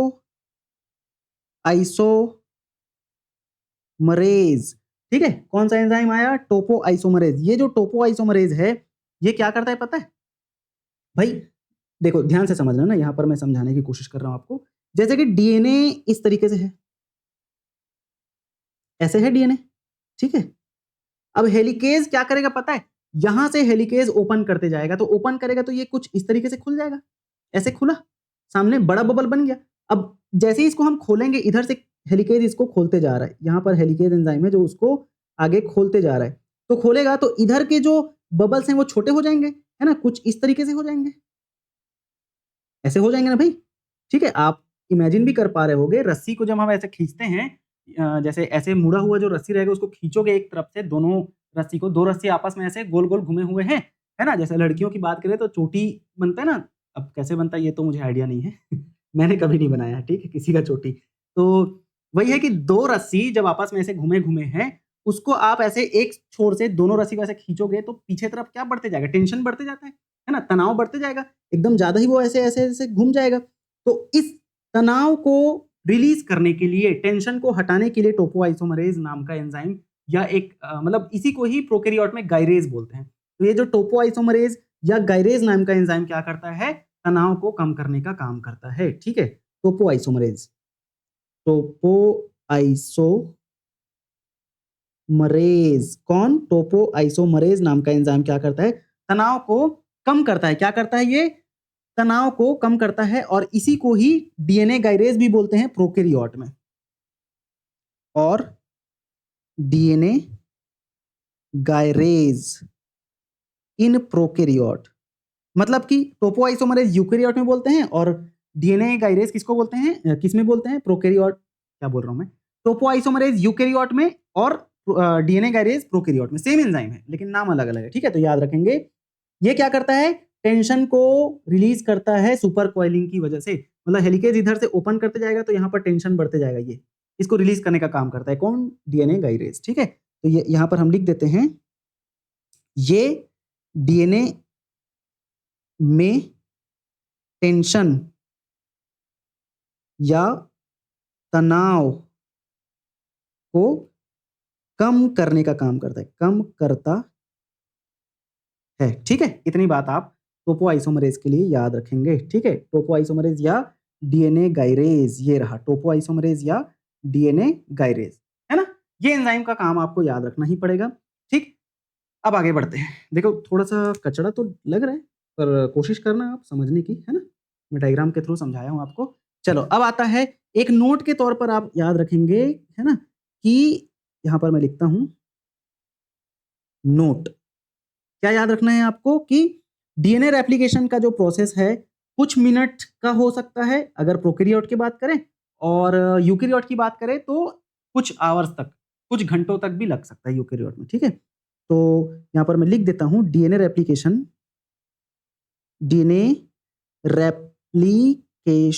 डीएनए रेप्लिकेशन जो है प्रोकैरियोट में कुछ मिनट तक हो सकता है, और वहीं अगर हम यूकैरियोट की बात करते हैं तो कुछ घंटे तक लग सकता है, ठीक है? ये रहा क्या? डीएनए रेप्लिकेशन का टाइम, कितना टाइम लगता है ना? चलो, अब पहला प्रोसेस तो हम लोग देख लिए। क्या देख लिए? अनज़िपिंग या अनवाइंडिंग। यहाँ पर मैं आपको डायग्राम से भी दिखा देता हूँ। ये रहा अनज़िपिंग या अनवाइंडिंग। कैसे हो रहा है? यहाँ पर एक एंजाइम होगा, कौन-सा एंजाइम? हेलिकेज़, ठीक है? यहाँ पर एक एंजाइम है हेलिकेज़, ये रहा। ये हेलिकेज़ क्या कर रहा है पता है? ऐसे यहाँ पर है वो एंजाइम, ठीक है? ये हेलिकेज़ एंजाइम ही है जो कि क्या कर रहा है? दोनों स्ट्रैंड को अलग करने का काम कर रहा है। ये रहा हेलिकेज़ एंजाइम, इधर जा रहा है। ये कौन-सा एंजाइम है? हेलिकेज़,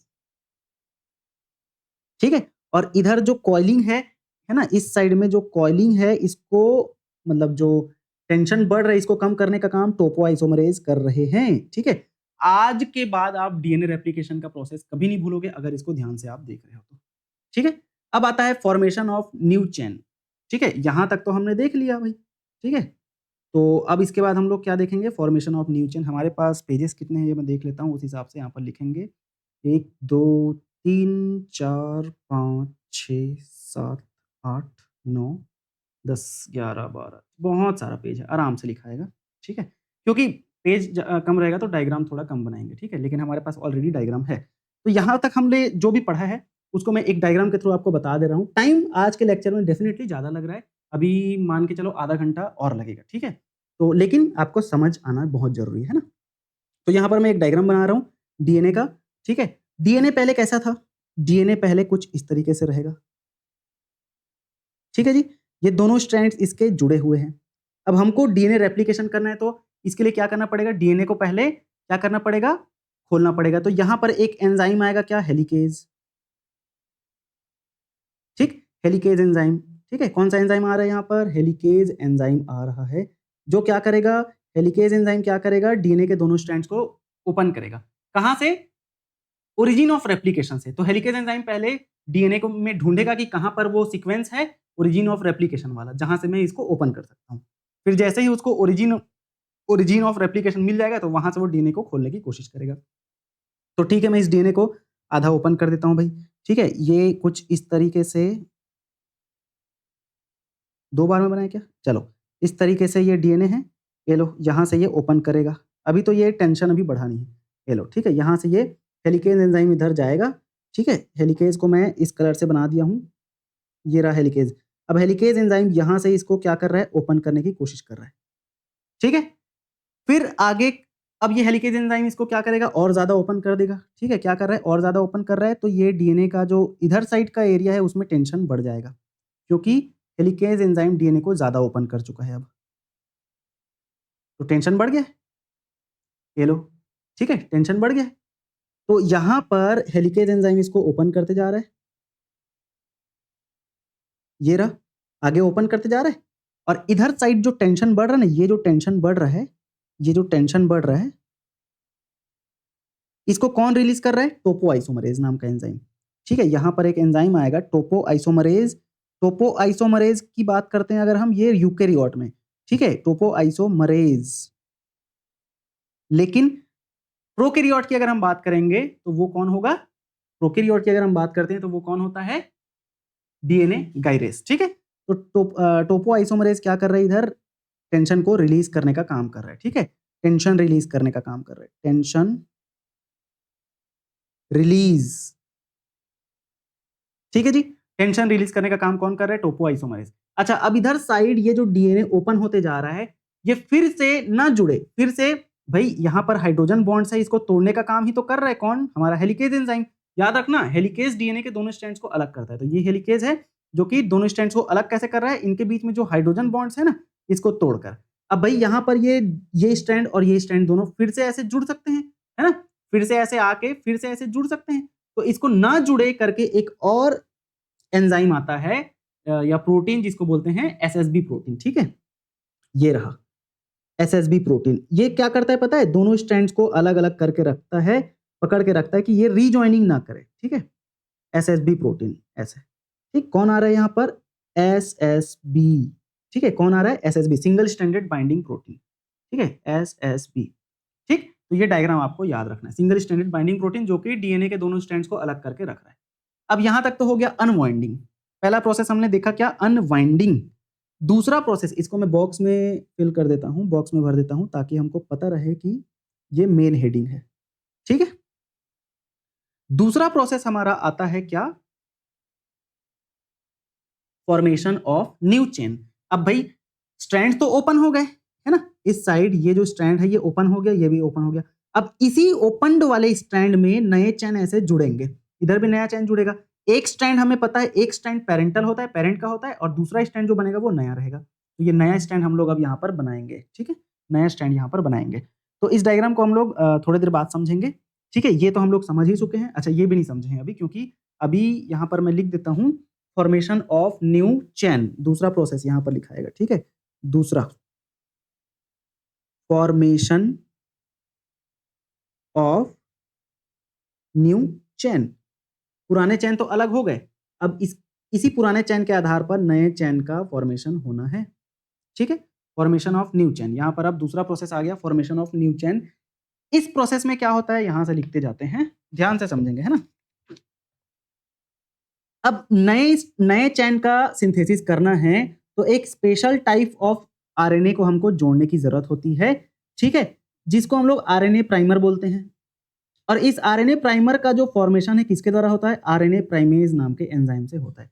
ठीक है, मतलब यहां पर ना ये एक अलग स्ट्रैंड है और ये अलग स्ट्रैंड, इन दोनों स्ट्रैंड में ना क्या करते जाना है, हमको नए नए न्यूक्लियोटाइड लाके जोड़ते जाना है, ताकि ये वाला नया स्ट्रैंड बने, ये वाला नया स्ट्रैंड बने। ठीक है, और याद रखना डीएनए का जो फॉर्मेशन है ना, वो हमेशा 5 to 3 डायरेक्शन में होता है।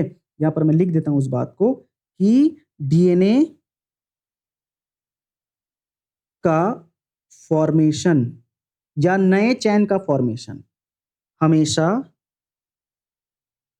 हमेशा 5 प्राइम टू 3 प्राइम डायरेक्शन में होता है। ठीक है, मतलब कि भाई ये 5 प्राइम और ये 3 प्राइम, वैसे ये 3 प्राइम ये 5 प्राइम उल्टा उल्टा रहता है। तो हमें नया चेन जो है ना 5 प्राइम टू 3 प्राइम बनाना है। तो जैसे ये 5 और ये 3 है, तो नया स्ट्रैंड कैसे बनेगा पता है?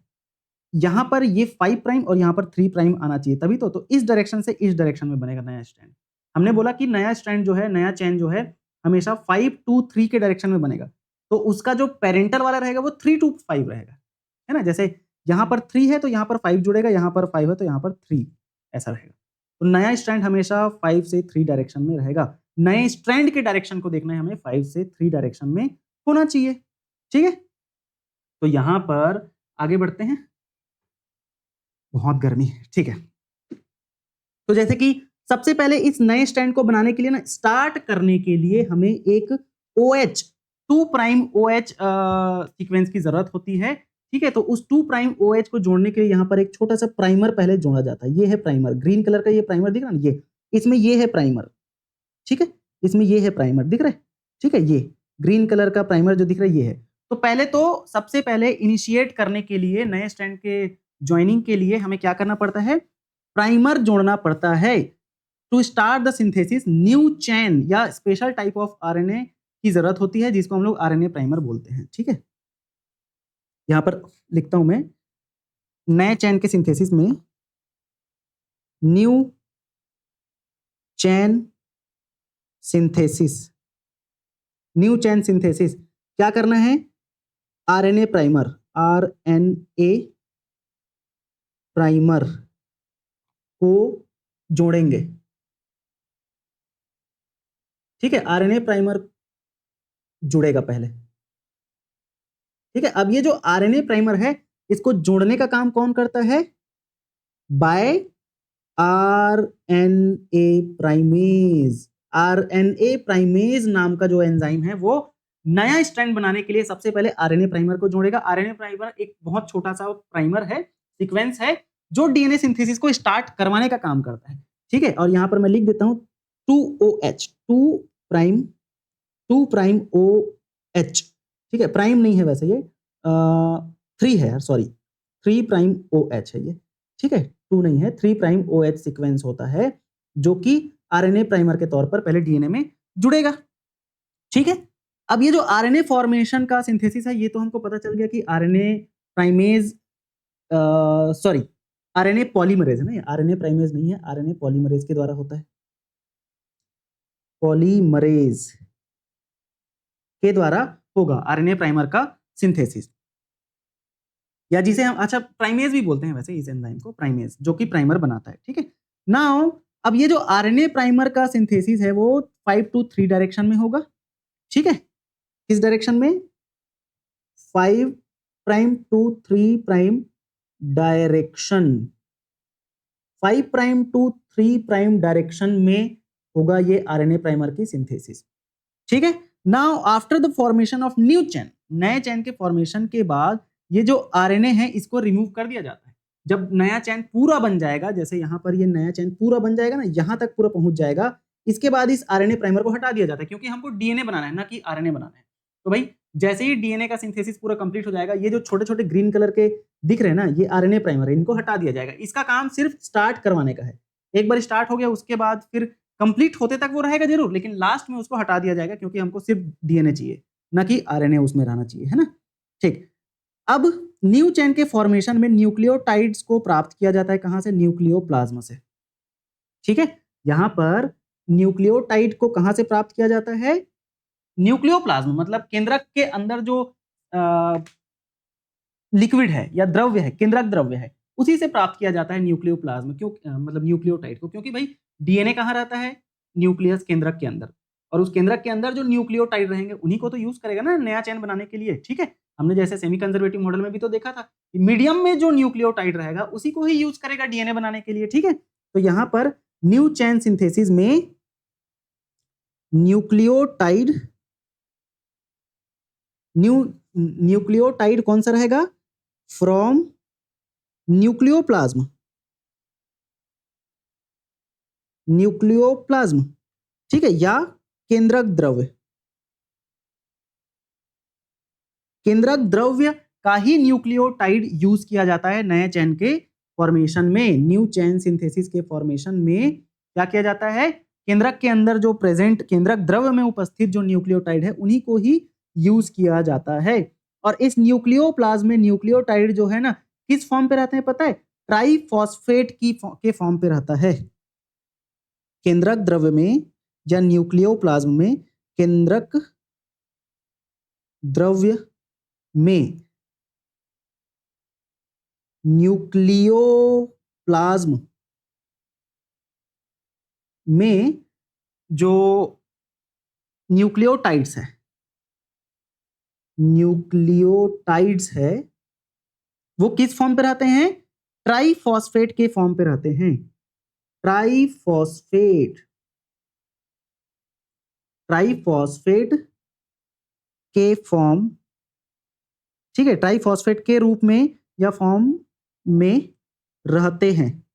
जैसे कि dATP, DNA sorry deoxy adenosine deoxy ribose adenosine triphosphate, ठीक है, डीएटीपी। एटीपी का मतलब हमको पता है, एडिन, यहां पर एडिनिन है और 3 फॉस्फेट जुड़ा है, और डी इसलिए क्योंकि ये डीएनए की बात हो रही है, तो वहां पर जो पेंटोज शुगर है वो डीऑक्सी राइबोज पेंटोज शुगर है, ठीक है। तो डीएटीपी, फिर यहां पर डीजीटीपी हो गया, फिर यहां पर डीसीटीपी हो गया, और फिर यहां पर डीटीटीपी, क्योंकि थाइमिन ट्राइफॉस्फेट, साइटोसिन ट्राइफॉस्फेट और गुएनोसिन ट्राइफॉस्फेट, है ना। यहां पर यूटीपी क्यों नहीं आया, क्योंकि हम आरएनए नहीं बना रहे, अभी हम डीएनए बना रहे हैं, ठीक है। अगर आरएनए बनाते तो टीटीपी की जगह यूटीपी होता, ठीक है जी। ये रहा। नाउ रेप्लिकेशन के दौरान दो फॉस्फेट ग्रुप को, सभी न्यूक्लियोटाइड से दो फॉस्फेट ग्रुप को सेपरेट किया जाता है जिससे कि एनर्जी मिलती है, और इस एनर्जी का उपयोग किया जाता है डीएनए रेप्लिकेशन में। मतलब देखो, हाइड्रोजन बॉन्ड को तोड़ रहे हैं तो उस हाइड्रोजन बॉन्ड को तोड़ने के लिए बहुत ज्यादा एनर्जी की जरूरत होती है, और ये एनर्जी कहां से मिलता है पता है, फॉस्फेट से मिलता है। यहां पर एडिनिन में 3 फॉस्फेट जुड़ा हुआ है, उसका 2 फॉस्फेट जब हम हटा देते हैं तो 2 फॉस्फेट के हटने से बहुत सारा एनर्जी रिलीज होता है, और यही एनर्जी जो है किस फॉर्म पे यूज किया जाता है, रेप्लिकेशन में यूज किया जाता है, ठीक है। तो यहां पर मैं लिखता हूं, रेप्लिकेशन के दौरान, रेप्लिकेशन में very high energy used, very high energy used, ठीक है, वेरी हाई एनर्जी यूज्ड, जो कि फॉस्फेट के अलग होने से मिलता है, जो कि फॉस्फेट के न्यूक्लियोटाइड से अलग होने में, न्यूक्लियोटाइड से अलग होने से मिलता है, से मिलता है ना। मतलब कि यहां पर ये जो न्यूक्लियोटाइड है, डीटीपी सॉरी डीएटीपी, डीजीटीपी, डीसीटीपी और ये डीटीटीपी, ठीक है, डीटीटीपी, डीटीटीपी, है ना। तो ये जो ट्राइफॉस्फेट है ना, वो सभी ट्राइफॉस्फेट में से 2-2 फॉस्फेट यहां पर निकलते जाएगा। तो यहां पर मैं लिखता हूं, हर ट्राइफॉस्फेट से, हर न्यूक्लियोटाइड से 2 फॉस्फेट अलग होते हैं और एनर्जी रिलीज करते हैं, ठीक है। सभी ट्राइफॉस्फेट से 2 फॉस्फेट अलग होगा। ट्राइफॉस्फेट मतलब 3 फॉस्फेट है, अब 2 अलग हो जाएंगे तो मोनोफॉस्फेट ही बचेगा, मतलब डीएएमपी, डीजीएमपी, डीसीएमपी और डीटीएमपी ही बचेगा, ठीक है। और एनर्जी रिलीज होगा जिसको रेप्लिकेशन में यूज किया जाएगा, ठीक है। अब अगला पॉइंट ये है कि ये जो रेप्लिकेशन में जो एनर्जी लग रहा है वो वेरी एक्सपेंसिव होता है, मतलब रेप्लिकेशन जो है ना वो बहुत ज्यादा एक्सपेंसिव प्रोसेस है, इसमें बहुत ज्यादा एनर्जी की जरूरत होती है। तो डीऑक्सी राइबोन्यूक्लियोसाइड ट्राइफॉस्फेट जो है डबल प्रोसेस मतलब डबल पर्पस रखता है एज अ, मतलब देखो ये जो डीटीपी है, सीटीपी है ना, सॉरी डीएटीपी, डीजीटीपी, डीसीटीपी और डीटीटीपी, ये सभी एज अ न्यूक्लियोटाइड तो यूज हो ही रहे हैं, बट ये या एज अ सबस्ट्रेट तो यूज हो ही रहे हैं, बट ये ना एनर्जी प्रोवाइड करने में भी हेल्प करते हैं। कैसे? इनके जो दो दो फॉस्फेट हैं वो अलग हो रहे हैं, ठीक है। तो इस बात को आपको याद रखना है। यहां पर मैं लिख देता हूं कि सभी न्यूक्लियोटाइड सभी न्यूक्लियोटाइड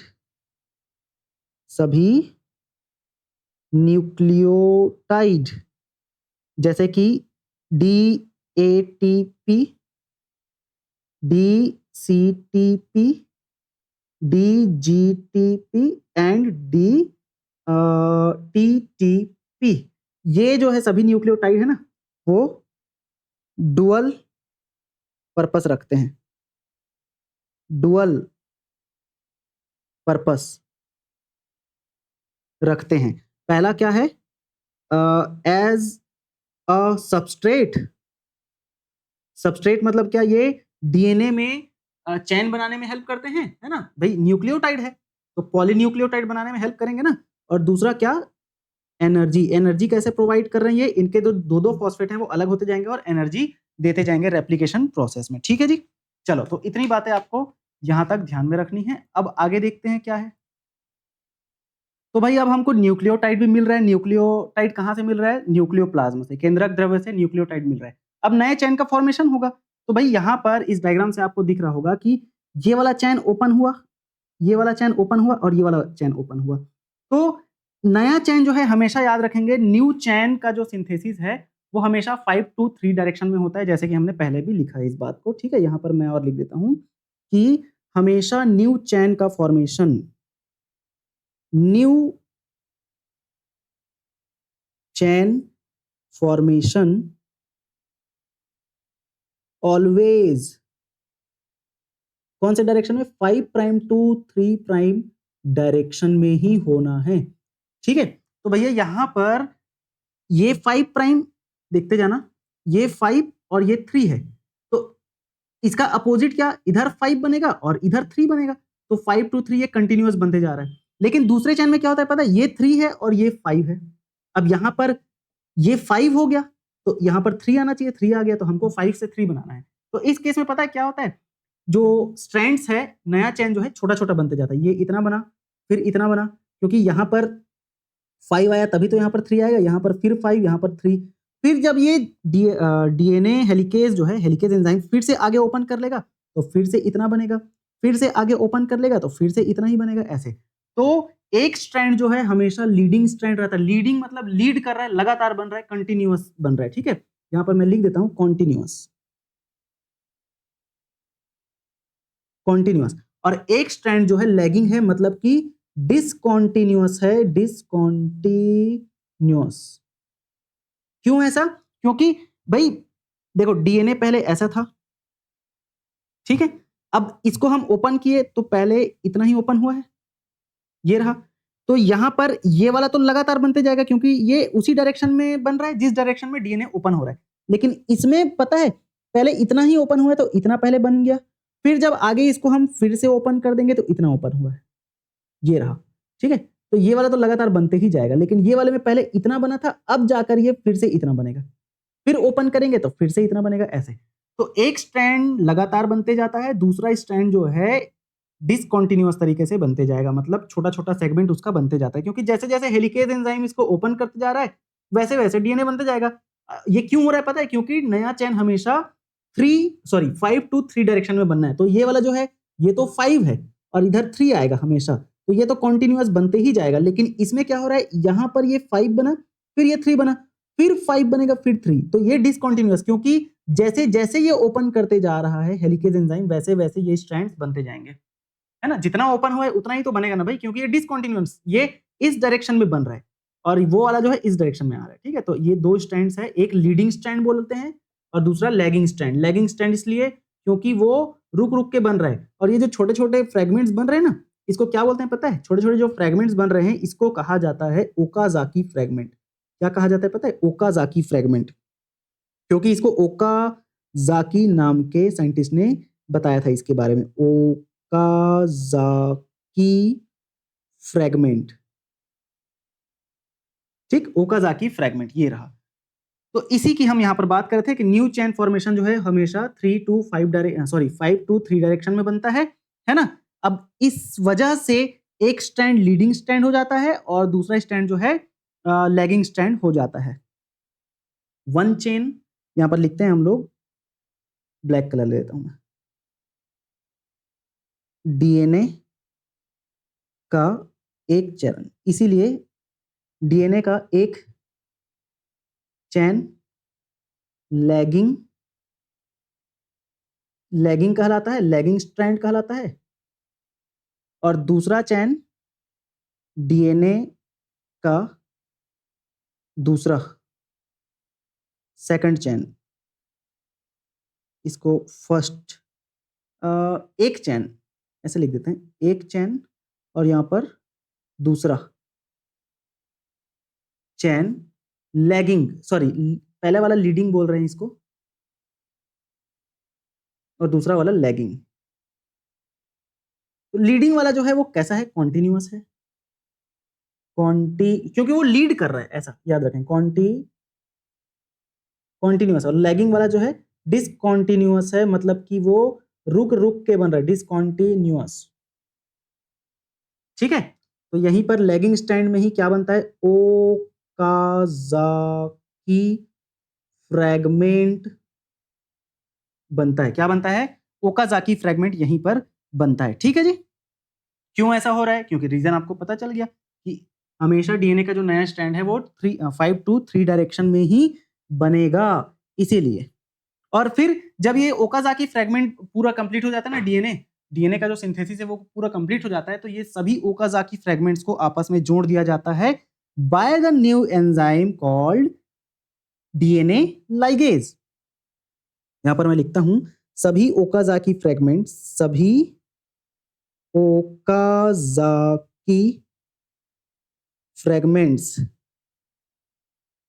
को लास्ट में आपस में जोड़ दिया जाता है। ठीक है, लास्ट में आपस में क्या कर दिया जाता है? जोड़ दिया जाता है। किसके द्वारा?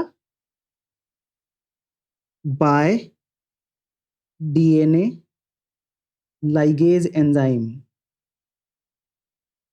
ठीक है, एंजाइम, डीएनए लाइगेज एंजाइम क्या कर रहा है? DNA ligase enzyme, DNA ligase enzyme जो है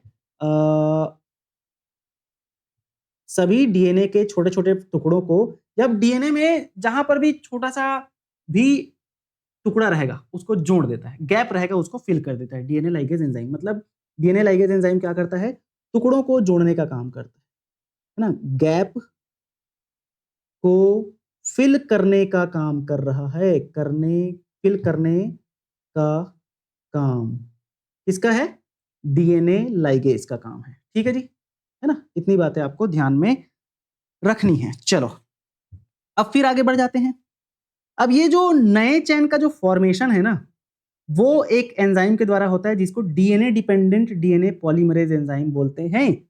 ठीक है, नए चैन का जो फॉर्मेशन, जैसे यहां पर ये जो नया चैन है ना, ये जो नया चैन है भाई, इस प्राइमर को तो किसने बनाया? ये जो प्राइमर बना था यहाँ पर, ये जो प्राइमर बना है यहाँ पर, इसको किसने बनाया? प्राइमेज ने बनाया। लेकिन इस प्राइमेज से फिर आगे बढ़ाने का काम जो है ना, किसके द्वारा होता है पता है? DNA polymerase. और वो भी कौन सा DNA polymerase? DNA dependent DNA polymerase. इसलिए डीएनए डिपेंडेंट क्योंकि डीएनए पर ही डिपेंड होकर, डीएनए पर ही, ये देखो डीएनए का ये स्ट्रैंड है, ये वाला स्ट्रैंड क्या है? डीएनए का स्ट्रैंड, और इसी स्ट्रैंड के आधार पर डिपेंड होकर नया स्ट्रैंड बनेगा। जैसे कि यहां पर अगर मैं बात करूं, यहां पर अगर ए रहेगा तो यहां पर क्या आ जाएगा? टी आएगा, और टी लाने का काम कौन कर रहा है? DNA polymerase. यहां पर अगर सी रहेगा तो यहां पर जी आएगा, यहां पर टी रहेगा तो यहां पर ए आएगा, ऐसा। ठीक है, तो पुराना जो स्ट्रैंड है उसी के आधार पर नया स्ट्रैंड बनते जाएगा, और इस नए स्ट्रैंड को बनाने का काम कौन कर रहा है? DNA polymerase. और वो भी कौन सा डीएनए पॉलीमरेज? डीएनए डिपेंडेंट, क्योंकि इस पुराने वाले स्ट्रैंड के आधार पर ही नया वाला स्ट्रैंड बना रहा है डीएनए, तो इसलिए डीएनए पर डिपेंड होकर पॉलीमराइजेशन का प्रोसेस कर रहा है, इसीलिए डीएनए डिपेंडेंट डीएनए पॉलीमरेज। ठीक है, तो यहां पर हम लोग क्या लिखेंगे, नए चेन का फॉर्मेशन किसके द्वारा होता है, डीएनए पॉलीमरेज के द्वारा होता है। ठीक है, यहां पर लिख देता हूं मैं, जितने भी रेड में लिखा हूं वो सब एंजाइम का नाम है ना, डीएनए पॉलीमरेज, डीएनए पॉलीमरेज। ठीक, डीएनए पॉलीमरेज। ये जो डीएनए पॉलीमरेज है ये कर क्या रहा है पता है, न्यू चैन फॉर्मेशन। न्यू चैन फॉर्मेशन मतलब नए चैन का जो फॉर्मेशन है कौन कर रहा है, डीएनए पॉलीमरेज कर रहा है। कौन कर रहा है, डीएनए पॉलीमरेज कर रहा है। अब याद रखेंगे, हमेशा याद रखना ना कि डीएनए पॉलीमरेज जो है प्रोकैरियोट में 3 प्रकार के होते हैं। ठीक है, डीएनए पॉलीमरेज जो है प्रोकैरियोट में 3 प्रकार के होते हैं। इसको मैं यहां पर लिख देता हूं, डीएनए पॉलीमरेज प्रोकैरियोट में 3 टाइप्स, 3 प्रकार के डीएनए पॉलीमरेज होते हैं प्रोकैरियोट में। सबसे पहला, अब इसको हम लोग अगले पेज में लिखेंगे। ठीक है, पहला जो प्रोकैरियोट का टाइप है पॉलीमरेज का, वो क्या है भाई साहब, सबसे पहला आता है डीएनए पॉलीमरेज 1, डीएनए पॉलीमरेज 1। ठीक है, पहला टाइप डीएनए पॉलीमरेज 1। इस डीएनए पॉलीमरेज 1 की खास बात क्या है कि इसको डिस्कवर किया था किसने, कोरेनबर्ग ने 1957 में। ठीक है, पहली बात आपको याद रखना है, किसके द्वारा डिस्कवर्ड बाय, किसके द्वारा, कोरेनबर्ग। ठीक है, कॉर्नबर्ग है ना, कोरेनबर्ग नहीं, कॉर्नबर्ग। ठीक, कॉर्नबर्ग के द्वारा डिस्कवर किया गया था 1957 में। ठीक है, और इसीलिए इसको कोरेनबर्ग्स एंजाइम भी बोलते हैं। इसीलिए इसको, ये जो डीएनए पॉलीमरेज 1 है, इसको कॉर्नबर्ग्स एंजाइम भी कहते हैं। ठीक है, इसीलिए इसको कॉर्नबर्ग्स एंजाइम भी कहते हैं।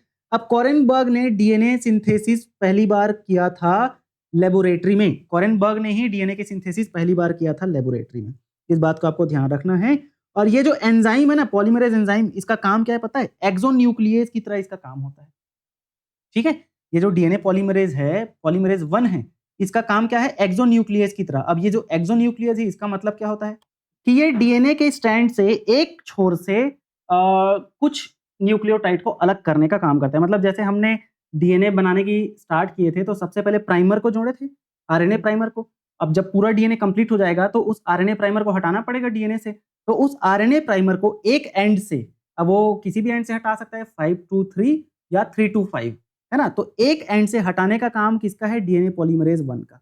किसका, डीएनए पॉलीमरेज 1 का काम है एक्सोन्यूक्लियस का। ठीक है, तो इसको हम लोग लिखेंगे क्या, एक्ट एज, फंक्शन एज क्या, एक्सोन्यूक्लियेज। मतलब इसको हम लोग लिखेंगे प्राइमर को हटाता है। प्राइमर को हटाने का काम कौन कर रहा है, हमारा डीएनए पॉलीमरेज 1। ठीक है, और ये आरएनए प्राइमर को सेपरेट कर रहा है डीएनए से, ये तो हमने देख लिया। प्लस गैप को भी फिल करता है, गैप को भी फिल करता है, फिल द गैप्स, गैप को भी फिल करने का काम कर रहा है। और इसको हम लोग डीएनए रिपेयर एंजाइम भी बोलते हैं, also known as DNA repair. DNA को रिपेयर करने वाला एंजाइम है ये। क्या है, डीएनए रिपेयर एंजाइम है ये। क्या है, डीएनए रिपेयर एंजाइम है। ठीक है, अब अगर हम बात करते हैं दूसरा, डीएनए पॉलीमरेज 2। ठीक है, दूसरा आता है डीएनए पॉलीमरेज 2। ठीक है, डीएनए पॉलीमरेज 2, ये क्या है भाई साहब, डीएनए पॉलीमरेज 2, ये इसका काम क्या क्या है, इसको ध्यान से देखते हैं। ठीक है, डीएनए पॉलीमरेज 2, तो ये ना रेप्लिकेशन में इसका बहुत कम रोल होता है, लेस रिएक्टिव होता है, लेस रिएक्टिव इन रेप्लिकेशन। इसका रेप्लिकेशन में ज्यादा काम होता नहीं है, ठीक है, बट ये डीएनए रिपेयरिंग मैकेनिज्म में थोड़ा सा तो हेल्प करता है अगर डीएनए पॉलीमरेज 1 नहीं है तो, ठीक है। Help in DNA repair, DNA repair में हेल्प कर रहा है डीएनए पॉलीमरेज 2। अगर डीएनए पॉलीमरेज 1 और डीएनए पॉलीमरेज 3 नहीं है तब ये काम करता है, ठीक है, लेकिन इसका ज्यादा कुछ रोल है नहीं। अब तीसरा आ जाता है भाई साहब हमारा डीएनए पॉलीमरेज 3। ये प्रोकैरियोट की बात हो रही है ना अभी, डीएनए पॉलीमरेज 3, ठीक है, ये रहा डीएनए पॉलीमरेज 3। इसका काम क्या है? डीएनए पॉलीमरेज 3 का काम होता है कि ये मेन एंजाइम है डीएनए रेप्लिकेशन में, ठीक है, ये है हमारा मेन एंजाइम, डीएनए रेप्लिकेशन में मेन एंजाइम होता है और इसका सबसे ज्यादा मोस्ट इंपॉर्टेंट काम होता है, इसी का ही मोस्ट इंपॉर्टेंट काम होता है, मोस्ट इंपॉर्टेंट होता है ये डीएनए रेप्लिकेशन में। और जो लार्जर चेन है ना वो इसी एंजाइम के द्वारा बनता है, पूरा जो चेन है, पूरा चेन इसी एंजाइम के द्वारा बनता है, ठीक है। इसे हम लोग रेप्लिकेज एंजाइम भी बोलते हैं, also known as replicase enzyme, also known as replicase enzyme, ठीक है। ये रहा हमारा डीएनए पॉलीमरेज का पूरा डिटेल, किसमें? प्रोकैरियोट में। अब ये जो semi conservative mode of replication है ना, वो हर डीएनए मॉलिक्यूल, याद रखेंगे इसका मतलब ही वही है कि सभी डीएनए मॉलिक्यूल जो है वन चेन किसका? पेरेंट का, और दूसरा चेन किसका? नया नया जो बन रहा है डॉटर का, है ना। तो ये बात तो हम लोग देख ही चुके हैं, पहला चेन जो रहेगा, एक चेन रहेगा वो मदर का रहेगा और दूसरा चेन रहेगा वो किसका रहेगा? नया सिंथेसाइज रहेगा, ये बात हम लोग देख चुके हैं। अब कुछ स्पेशल पॉइंट है जिसको हम लोग और समझ लेते हैं, फिर हमारा ये टॉपिक खत्म हो जाएगा। डीएनए रेप्लिकेशन का काफी बड़ा टॉपिक तो नहीं बोलूंगा लेकिन कॉन्सेप्चुअल है और मैं उम्मीद करूंगा आप सभी को ये चीजें समझ आई होंगी। लास्ट में एक बार और रिकैप करा दूंगा मैं, ठीक है। चलो, तो यहाँ पर स्पेशल पॉइंट के तौर पर स्पेशल पॉइंट्स,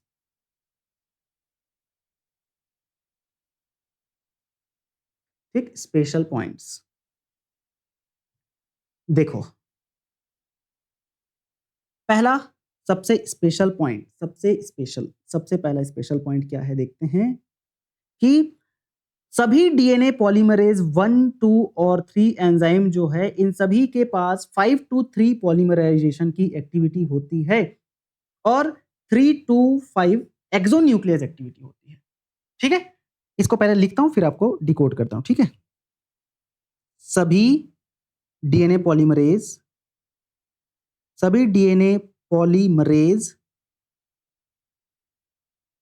के पास 5 प्राइम टू 3 प्राइम पॉलीमराइजेशन की एक्टिविटी होती है, polymerization activity, and 3 prime to 5 prime exonuclease activity होती है, ठीक है, एक्टिविटी होती है, ये रहा। अब भाई यहां पर इसका मीनिंग क्या है पता है कि हर एक पॉलीमरेज एंजाइम, हर एक डीएनए पॉलीमरेज एंजाइम, जैसे ये 5 प्राइम टू 3 प्राइम ये रहा डीएनए, तो नया डीएनए बनाने का जो काम है ना उसी को ही पॉलीमराइजेशन बोलते हैं। नया स्ट्रैंड इसमें आके जुड़ेगा, ठीक है, ये एक स्ट्रैंड है डीएनए का, दूसरा स्ट्रैंड इधर से जुड़ेगा ना 5 to 3, तो यही क्या है? पॉलीमराइजेशन। मतलब हर एक डीएनए पॉलीमरेज, चाहे वो सभी डीएनए पॉलीमरेज, चाहे वो पॉलीमरेज 1 हो, सॉरी 2 लिख दिया मैं, 1 हो या 2 हो, अरे 2 हो या 3 हो, ठीक है, हर एक डीएनए पॉलीमरेज के पास 5 to 3 के डायरेक्शन में पॉलीमराइजेशन की क्षमता होती है, मतलब नया डीएनए सिंथेसिस वो 5 to 3 डायरेक्शन में करेगा, और 3 to 5 प्राइम एक्सोन्यूक्लियस एक्टिविटी होती है, मतलब वो जब प्रूफ रीडिंग करेंगे, चेक करेंगे ना, तो वो 3 से 5 की ओर चेक करेंगे, मतलब जो आरएनए प्राइमर रहेगा उसको 3 प्राइम से हटाने की कोशिश करते हैं, न कि 5 प्राइम से। ठीक है, तो ये एक्सोन्यूक्लियस एक्टिविटी मतलब आरएनए प्राइमर या डीएनए का ही खराब वाला जो हिस्सा है ना, उसको हटाएंगे किधर से, 3 to 5 डायरेक्शन से हटाने की कोशिश करते हैं, मतलब काम करते हैं। ठीक है, तो ये बात आपको ध्यान रखना है। दूसरा पॉइंट आता है स्पेशल पॉइंट में, डीएनए पॉलीमरेज 1 के पास 5 to 3 एक्सोन्यूक्लियस एक्टिविटी होती है, मतलब हर एक पॉलीमरेज के पास 3 to 5 एक्सोन्यूक्लियस एक्टिविटी है। लेकिन स्पेशल ये है कि डीएनए पॉलीमरेज 1 के पास क्या होता है, 5 prime to 3 prime, 5 prime to 3 prime exonuclease activity भी होती है। ठीक है, ये तीसरा पॉइंट क्या है, कोई भी अगर सेल डिवीजन में फेल्योर हो जाता है तो बेसिकली डीएनए रेप्लिकेशन तो हो ही रहा है ना, जैसे G1 फिर S फिर G2 इतना हो गया, उसके बाद अगर M फेज नहीं हो पाता है तो भाई सेल डिवाइड तो नहीं हुआ, लेकिन उस सेल के अंदर डीएनए में, मतलब डीएनए तो डबल हो गया क्योंकि डीएनए डबल जो है वो S फेज में होता है, तो इस डीएनए में, इस सेल के अंदर डबल डीएनए हो जाएगा। और डबल डीएनए मतलब क्या, उसका जेनेटिक मटेरियल डबल हो गया है ना। तो डबल जेनेटिक मटेरियल मतलब क्या कि पॉलीप्लॉइडी हो गया है। पॉलीप्लॉइडी मतलब क्या कि उनका जो कंटेंट है वो 2 से ज्यादा हो गया है। जैसे हमारे पास 46 क्रोमोसोम होता है, ये डिप्लॉइड है 2n। अब यही अगर 3n तो ये ट्रिप्लॉइडी, 4n तो टेट्राप्लॉइडी, ऐसे है। तो पॉलीप्लॉइडी इसलिए क्योंकि 2 से ज्यादा है तो पॉलीप्लॉइडी हो गया, ऐसा बोल दिया गया। ठीक है, तो याद रखेंगे कोई भी अगर सेल डिवीजन में फेल्योर होता है डीएनए रेप्लिकेशन के बाद तो वो पॉलीप्लॉइडी का कंडीशन हो जाता है। डीएनए रेप्लिकेशन के बाद सेल डिवीजन में फेल्योर, सेल डिवीजन में फेल्योर कौन सा कंडीशन जनरेट करता है, पॉलीप्लॉइडी का कंडीशन जनरेट करता है। पॉलीप्लॉइडी मतलब क्या, 2n से ज्यादा, मतलब क्रोमोसोम का नंबर जो है दुगुना से ज्यादा, डिप्लॉइड से ज्यादा कंडीशन वाला आ गया। ठीक है, अब डीएनएज एंड डीएनएज में क्या डिफरेंस होता है ये भी आपको पता होना चाहिए। ठीक है, जैसे इंपॉर्टेंट है ना ये बात, आपको याद रखना है। एक आता है क्या, डीएनएज। ठीक है, डीएनएज, और एक आता है क्या, डीएनएज, ऐसा लिखते हैं हम लोग, है ना। तो डीएनएज का मतलब होता है बहुत सारे डीएनए, इसका मतलब होता है मैनी डीएनए, बहुत सारे डीएनए। ठीक है, लेकिन इसका मतलब क्या है पता है, DNA digestive enzyme, DNA digestive enzyme, DNA को डाइजेस्ट करने वाला एंजाइम। ठीक है, ये बात आपको ध्यान रखना है। ये फोर्थ पॉइंट है, तीसरा पॉइंट नहीं है, फोर्थ पॉइंट है। ठीक है, ये बहुत इंपॉर्टेंट है, इन सभी बातों को आपको ध्यान में रखना है। और यहाँ पर हमारा रेप्लिकेशन समाप्त होता है। रेप्लिकेशन के पश्चात हम लोग पढ़ेंगे क्या, आरएनए को पढ़ेंगे। आरएनए के कौन कौन से टाइप्स होते हैं, कितने प्रकार के आरएनए हमारी बॉडी में पाए जाते हैं। ठीक है, तो अभी हम लोग रेप्लिकेशन पढ़े। यहाँ पर एक क्विक रिकॉल, रेप्लिकेशन, रेप्लिकेशन का मतलब क्या है, डीएनए से डीएनए का बनना। ठीक है, डीएनए से डीएनए का बनना रेप्लिकेशन कहलाता है ना। अब इस रेप्लिकेशन में क्या होता है, बेसिकली एक डीएनए से 2 डीएनए बनेंगे। ठीक है, तो यहां पर मैं बना देता हूं, ये एक डीएनए है।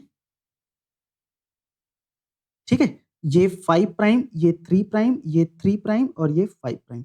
इसको हम जब ओपन करेंगे तो ये कुछ इस तरीके से ओपन होगा। ठीक है, किसके द्वारा ओपन होता है हमको पता है, हेलिकेज के द्वारा। 5 प्राइम, 3 प्राइम, 3 प्राइम और ये 5 प्राइम हेलिकेज के द्वारा ओपन होगा। यहां पर मैं हेलिकेज एंजाइम बना देता हूं। ठीक है, ये कौन सा एंजाइम है, हेलिकेज। ठीक है, कौन सा एंजाइम है, ये हेलिकेज एंजाइम है जो कि ओपन कर रहा है। ठीक है, अब इसके बाद क्या आ जाएगा, यहां पर कुछ और प्रोटीन्स भी रहते हैं, आपको पता है, जैसे कि एसएसबी प्रोटीन। ठीक है, एसएसबी प्रोटीन जो कि क्या करते हैं, नहीं, क्या करते हैं। ठीक है, एसएसबी प्रोटीन जो है डीएनए के स्ट्रैंड्स को आपस में जुड़ने नहीं देते। ठीक है, फिर से ज्वाइन नहीं होने देते। ठीक है, तो ये एसएसबी प्रोटीन है, सिंगल स्ट्रैंडेड बाइंडिंग प्रोटीन, है ना। हेलिकेज क्या कर रहा है, डीएनए के स्ट्रैंड्स को अनजिपिंग कर रहा है या अनवाइंडिंग कर रहा है। अब इसके पश्चात क्या आएगा, यहाँ पर अच्छा एक और एंजाइम होता है, डीएनए गाइरेज, या जिसको टोपो आइसोमरेज बोलते हैं, टोपो आइसोमरेज। ठीक है, या डीएनए गाइरेज किसमें? प्रोकैरियोट में, ठीक है। डीएनए गाइरेज ये करता क्या है? टेंशन को रिलीज करता है, टेंशन रिलीज, ठीक है। मतलब ये जो हेलिकेज एंजाइम है, ये जो टेंशन क्रिएट करेगा, उसको कम करने का काम करता है कौन? हमारा हेलिकेज एंजाइम, टोपोआइसोमरेज एंजाइम। अब यहाँ पर नया चैन का सिंथेसिस होगा भाई साहब, है ना। तो नए चैन की सिंथेसिस कैसे होगी? इस वाले पेज में बनाता हूँ, ठीक है। बड़ा सा बना रहा हूँ डायग्राम, ठीक है। ये रहा, ये रहा, ये रहा, ये रहा, ठीक है, ऐसे। अब यहाँ पर हमारा हेलिकेज एंजाइम तो यहाँ पर पहुंचा हुआ है, ये लो, ठीक है। हेलिकेज एंजाइम ये पूरा आगे इसको ओपन कर रहा है, ठीक है। हाइड्रोजन बॉन्ड को तोड़ने का काम कर रहा है। ये सब क्या है? हाइड्रोजन बॉन्ड है, ठीक है। यहाँ पर हाइड्रोजन बॉन्ड्स ऐसे टूटे हुए हैं और इनमें क्या जुड़ा हुआ है? ATGC, ये पूरा जुड़ा हुआ है, ठीक है। इसको नहीं बना रहा हूँ, ये लो, ये सब हाइड्रोजन बॉन्ड है, ठीक है। इसके एंड्स को लिख देता हूँ, ये 5 प्राइम एंड, ये 3 प्राइम एंड, ये है 3 प्राइम एंड और ये है 5 प्राइम एंड। अब यहाँ पर SSB प्रोटीन वगैरह को सबको हटा दिया हूँ, उसके बारे में बता दिया, क्योंकि यहाँ पर सबसे पहले आएगा एक कौन? प्राइमेज, ठीक है। प्राइमेज एंजाइम, या इसको RNA पॉलीमरेज भी बोलते हैं, ठीक है। ये प्राइमेज एंजाइम आएगा और सबसे पहले यहाँ पर छोटा सा सीक्वेंस जोड़ेगा 5 to 3 प्राइम में, छोटा सा सीक्वेंस जोड़ दिया, ठीक है। ये क्या है? प्राइमर है। ये क्या है? प्राइमर है, जो कि प्राइमर स्टार्ट कराने का काम कर रहा है, ठीक है। ये क्या है? बेसिकली प्राइमर है, ठीक है, जो कि प्राइमेज के द्वारा बनता है। अब प्राइमेज प्राइमर जोड़ के गया, फिर आएगा हमारा डीएनए पॉलीमरेज, ठीक है। फिर आएगा हमारा डीएनए। अब देखो, हमको बनाना है 5 to 3 डायरेक्शन में क्या? डीएनए, क्योंकि हमको पता है डीएनए का नया चैन 5 to 3 डायरेक्शन में ही बनता है। तो यहाँ पर अब आएगा क्या हमारा? DNA polymerase, DNA dependent DNA polymerase, ठीक है। इसको रेड कलर में बनाते हैं, डीएनए पॉलीमरेज, ठीक। ये डीएनए पॉलीमरेज आएगा और ये यहाँ पर अब नया स्ट्रैंड को ऐसे जोड़ते जाएगा, ठीक है। नया स्ट्रैंड को जोड़ने का काम कौन कर रहा है? हमारा डीएनए पॉलीमरेज एंजाइम कर रहा है, ठीक है, ऐसे। तो ये सब ऐसे जुड़ते जाएगा। अब जो जो न्यूक्लियोटाइड हमारे टेम्पलेट स्ट्रैंड में रहेगा, जैसे इधर यहाँ पर A है तो यहाँ पर T है, यहाँ पर G है तो यहाँ पर C है, ऐसे जोड़ते जाएगा कौन? हमारा डीएनए पॉलीमरेज, है ना। वैसे ही इस वाले स्ट्रैंड में छोटे छोटे डीएनए पॉलीमरेज, मतलब छोटा छोटा स्ट्रैंड बनेगा, क्योंकि पहले इतना ही खुला था तो ये प्राइमर यहाँ पर, फिर इतना खुला तो ये प्राइमर यहाँ पर, फिर इतना खुला तो ये प्राइमर यहाँ पर, ऐसे, है ना। फिर इतना खुला तो ये प्राइमर यहाँ पर। अब इसमें डीएनए पॉलीमरेज स्ट्रैंड बनाते जाएगा। ये इतना बनाया, सॉरी रेड कलर में बना रहे हैं ना। तो डीएनए पॉलीमरेज ने क्या करा? पहले इतने में बनाया, फिर जाकर फिर इतने में बनाया, फिर जाकर फिर इतने में बनाया, फिर जाकर फिर इतने में बनाया, ठीक है। तो ये रहा ओकाजाकी फ्रैगमेंट बना। अब इन ओकाजाकी फ्रैगमेंट को जोड़ने वाला कौन है पता है? यहाँ पर जोड़ने वाला कौन है ओकाजाकी फ्रैगमेंट को? लाइगेज, जो क्या कर रहा है? फ्रैगमेंट्स को जोड़ रहा है। छोटे छोटे फ्रैगमेंट को जोड़ने का काम कौन कर रहा है? लाइगेज कर रहा है ना। तो इस तरीके से ये पूरा कंप्लीट हो जाएगा डीएनए रेप्लिकेशन का काम, ठीक। और अंत में जाकर ये पूरा प्रोसेस कंप्लीट हो जाएगा। अब जो कॉन्टिन्यूअस स्ट्रैंड है, जिसमें लगातार बन रहा है डीएनए, इसको बोलते हैं हम लोग लीडिंग स्ट्रैंड, लीडिंग स्ट्रैंड। और जो, सॉरी इसको नीचे लिख देता हूं, लीडिंग स्ट्रैंड।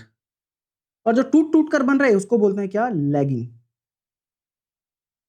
स्ट्रैंड बोलते हैं, ठीक है। तो ये रहा हमारा पूरा डीएनए का रेप्लिकेशन प्रोसेस, ठीक है। मैं उम्मीद करूंगा आप सभी को ये प्रोसेस अच्छे से समझ आया होगा।